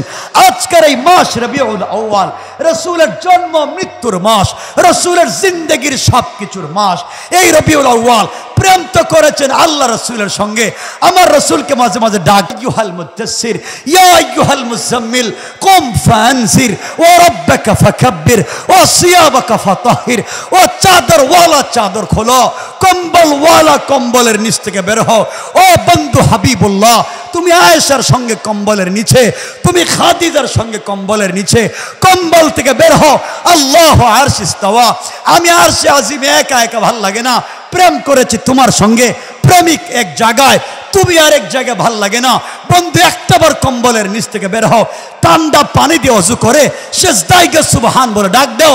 রব আরশে আজিমে থাকবো না, তোমার ঘরের দরজায় হাজির হয়ে যাব। হাজির। রব তো তার নাম, রব তার নাম। সেও চাইলে ঘুমাইতে পারে, রব তো ঘুমায় না, বান্দার কথা চিন্তা করে। বান্দা কখন কোন বিপদে পড়ে যায়, রবকে রব বলে ডাক দিবে। এই জন্য তোমাদেরকে বলছি, ও ভাই, দুনিয়ার কারো কাছে হাত পেতে লাভ নাই, দুনিয়ার কারো কাছে কিছু চাওয়ার দরকার নাই। কিছু যদি প্রয়োজন পড়ে, রবের কদমে একটা সেজদা দেও। রব বলেছে আমার বান্দা যখন আমার কদমে সেজদা দে, জিবরিল আমিনের 30 লক্ষ বৎসরের সেজদায় যে সওয়াব, আমার বান্দার এক সেজদায় তার চাইতে বেশি সওয়াব। রব তো তার নাম, তুমি সেই রবকে ভুলে গেছো, রবের অস্তিত্ব ভুলে গেছো। রব তোমাকে ভুলে যায় নাই। রব তোমাকে দুনিয়া সুন্দর করে তৈরি করেছে, সুন্দর করে আকার অবয়ব দিয়েছে। আজ আমি রবকে চিনি না, আজকের আলোচনায় পণ আর প্রতিজ্ঞা হবে আমরা রবকে ভুলে যাব না। বলেন ইনশাআল্লাহ, বলেন ইনশাআল্লাহ। নামাজ পড়বো তো ইনশাআল্লাহ, সবাই বলেন ইনশাআল্লাহ। রবকে ভুলে যাইয়েন না। রবকে যদি বইলা যান, কিয়ামতের দিনে আপনার আমার বাঁচবার কোনো পথ নাই। কিয়ামতের দিনে রব বলবেন, ও মুহাম্মদ সাল্লাল্লাহু আলাইহি ওয়াসাল্লাম, আমি কিয়ামতের মাঠ কায়েম করব না, আমি বিচার করব না, আমি হিসাব করব না। রাসূল বলবেন, কেন আল্লাহ কি হয়েছে? কিয়ামতের মাঠ কায়েম করতেছ না কেন? মানুষের এত কষ্ট হচ্ছে, তোমার কি দরদ লাগে না? আল্লাহ বলছেন, না। কার আমি বিচার করব? তোমার উম্মতের না গয়রে কোন নবীর উম্মতের? কারো বিচার করে লাভ নাই। মুসাকে দেখতেছে, মুসা বলতেছে আল্লাহুম্মা রাব্বি নফসি। মুসা বলতেছে, আল্লাহ আজকে তোমার কাছে আমি কিছু চাই না, আল্লাহ আজকের দিনে তোমার কাছে কিছু চাই না, আজকের দিনে চাই রব্বি নফসি, আমাকে বাঁচাও, আমাকে বাঁচাও। আল্লাহুম্মা লা উম্মতি ওয়ালা আবি ওয়ালা উখতি। আল্লাহ আজকের দিনে কাউরে চাই না, তুমি আমাকে বাঁচাও। তুমি বলতেছো আজকে বিচার করব, কারো বিচার করব না। সবগুলোর বিচার করলে জাহান্নামে যাওয়া লাগবে। আল্লাহ তো গরম হয়ে যাবেন, রাসূল সেজদায় পড়ে যাবেন। আল্লাহ বলবেন সেজদায় কেন? আল্লাহ বলবেন সেজদায় কেন? নবীজি বলবেন, বন্ধু যদি বানিয়েছেন, বন্ধু বানিয়েছেন, কাছের চেয়ারে বসিয়েছেন, ফাকাবা কাউসাইনি আও আদনা। মেরাজে তো নিয়েছিলেন, আপনার সামনে তো বসিয়েছিলেন, মুস্কি হেসে তো বহুত কথা বলেছেন। আজকে মাথা নামাইলাম, মাথা উঠাবো না, আগে বলো বিচার করবেন কিনা? আল্লাহ বলবেন বিচার তো করব না, বিচার তো করব না। বিচার করলে জাহান্নামে দেওয়া লাগবে। একজন মানুষ নাই, একটা বান্দা নাই, যার আমল নামা ফ্রেশ আছে, যার আমল নামা দেখলে আমি খুশি হব। আল্লাহ রসুল বলবেন, আল্লাহ আমাকে 1 মিনিটের সময় দাও, আমি একটা আমল নামা তোমার কাছে পেশ করব। যদি আমল নামা দেখে তোমার মন চায় বিচার করতে, তাহলে করবেন। আর আমল নামা দেখে যদি মন চায় বিচার করবেন না, সবগুলোর জাহান্নামে দেন, আমার আপত্তি নাই। আল্লাহ বলবেন আমল নামা দাও। আমার নবীজি একটা আমল নামা ধরাইয়া দিবেন আল্লাহর হাতে। আল্লাহ আমল নামার প্রথম পৃষ্ঠা উল্টাতে থাকবেন, 1 2 3 উল্টাতে উল্টাতে আমল নামার শুরু থেকে শেষ পর্যন্ত যাবেন। আমল নামার কোনো জায়গায় লাল কালির দাগ দেওয়ার সুযোগ থাকবে না। আল্লাহ খুশি হয়ে বলবেন, ও বন্ধু, কার আমল নামা দিছ? কোন নবীর আমল নামা পেশ করলা? এত ফ্রেশ, এত নির্ভুল, এত নির্বেজাল লাইফ কার? আমার নবী বলবেন, আল্লাহ এটা কোন নবীর আমল নামা না, এটা আমার আমল নামা না, এটা হচ্ছে আমার পাগলা সাহাবী হযরতে আবু বকরের আমল নামা দিলাম। আবু বকর। আল্লাহ বলবেন, বন্ধু খুশি হয়ে গেছে, খুশি হয়ে গেছে। আবু বকরের আমল নামা যদি এমন হয়, আরো বহুত আবু বকরের আমল নামা পাবো। আল্লাহ তো বিচার শুরু করবেন। নবীজি বলবেন, আল্লাহ বিচার শুরু করতে পারবেন, শর্ত একটাই, বিচার করবেন আমার উম্মতকে আমার কাছে বিচারের দায়িত্ব দেন, আমার উম্মতের বিচার আমি করব। কে কি করছে? নবীজি বলবেন, আল্লাহ বলবেন, ও পয়গম্বরে আরবি, ও হাবিবুল্লাহ, তোমার কাছে তোমার উম্মতের বিচার কার্য দিব না। যখন তুমি দেখবা উম্মত বলছে আশেকে রসুল, কাজ কামে ছিল বেঈমানি, কাজ কামে ছিল শয়তানি, তোমার কষ্ট লাগবে। আশেকে রসুল নাম দিয়া এত নাফরমানি কেমনে করলো? ওগো পয়গম্বরে আরবি, তোমার কাছে বিচারের ভার দিচ্ছি না, বিচারের ভারটা নিয়ে নিলাম আমি। পর্দার আড়ালে লাইকা তোমার উম্মতকে বিনা হিসাবে জান্নাতে দেওয়ার মতো ওয়াদা দিচ্ছি আমি, ওয়াদা। নবীজি দাঁড়াবেন, আল্লাহ বলবেন, বন্ধু এখানে বসেন, এই যে দিলাম চেয়ার, চেয়ারটায় বসো, এই যে জান্নাতি পোশাক পরো। নবীজি বলবেন, আল্লাহ আপনি কেমনে মনে করলেন কিয়ামতের দিনে আমি চেয়ারে বসবো? আমি যদি চেয়ারে বসে থাকি, আমার গুনাহগার উম্মতের খবর নিবে কে? হয়তো পুলসিরাতে আটকা পড়ে গেছে, হয়তো জাহান্নামের গেটে আটকা পড়ে গেছে, হয়তো তোমার ফেরেশতারা খুযুহু ফাগুল্লুহু সুম্মাল জাহিমা সাল্লু, আমার উম্মতকে শিকল লাগাইয়া তাই না জাহান্নামে নিয়ে যায়। আমি তোমার চেয়ারে বসবো না, নবীজি চেয়ারে বসবেন না। একবার মিজানের পাল্লার কাছে, একবার তো দৌড়ে দৌড়ে পুলসিরাতের পারে, আরেকবার তো কিয়ামতের গেইটে। আল্লাহ বলবেন, বন্ধু আর দৌড়াতে হবে না, যাকে ভাল লাগে, যাকে চিনা জান্নাতে নিয়ে যাও। জান্নাত সে তো আমার রসুল, সে তো আমার রসুল। রসুল আমাকে চিনতে হবে, রসুল আপনাকে চিনতে হবে। এই জন্যে ভাই আর লম্বা করতে চাই না, 12টার উপরে হয়ে গেছে, লম্বা করতে চাই না। খেলাফে সুন্নাহ শুধু এক কথা বলতে চাই, এতক্ষণ যা বলছি আল্লাহর ওয়াস্তে আল্লাহকে ভুলে যাইয়েন না। বলেন ইনশাল্লাহ ভুলে যাবেন, বলেন আল্লাহকে ভুলে যাবেন, বলেন ভুলে যাবেন। শুধু জুম্মায় মনে করবেন, সকল কাজে। বাথরুমে গেলে আল্লাহকে স্মরণ করবেন, বাথরুম থেকে বের হলে আল্লাহকে স্মরণ করবেন। থুতু কেমনে ফেলবেন ওই জায়গায় আল্লাহর হুকুম আছে, কেমনে রাস্তা দিয়ে হাঁটবেন ওই জায়গায় আল্লাহর হুকুম আছে। পারবো ইনশাআল্লাহ? বলেন ইনশাআল্লাহ। আমাকে ওয়াদা দেন আপনারা, আজকে থেকে আমরা নামাজ চেষ্টা করবো 5 ওয়াক্ত পড়ার। বলেন ইনশাআল্লাহ।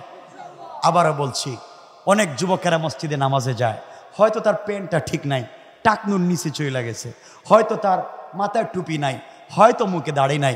অনেক মুরব্বী আছেন, অনেক জোয়ান আছো, টিটকারি করো, মস্কারা করো, ও দেখছো নতুন নামাজি হয়েছে, ঠিক নাই পেন, ঠিক নাই অজু, ঠিক নাই টুপি। গালাগালি করতে যাইয়েন না, টিটকারি করতে যাইয়েন না। যুবকটাকে বুকে বিড়াও, কাছে নিয়ে আসো, তাকে মসজিদে আসতে দাও। ও তো সিনেমা হলে যায় নাই, ও তো যাত্রা গানে যায় নাই, মসজিদে আসছে, তাকে আসতে দাও, আসতে দাও। ইনশাআল্লাহ। বলেন ইনশাআল্লাহ। আল্লাহ আমাদেরকে কবুল করুক, সবাই বলেন আমিন।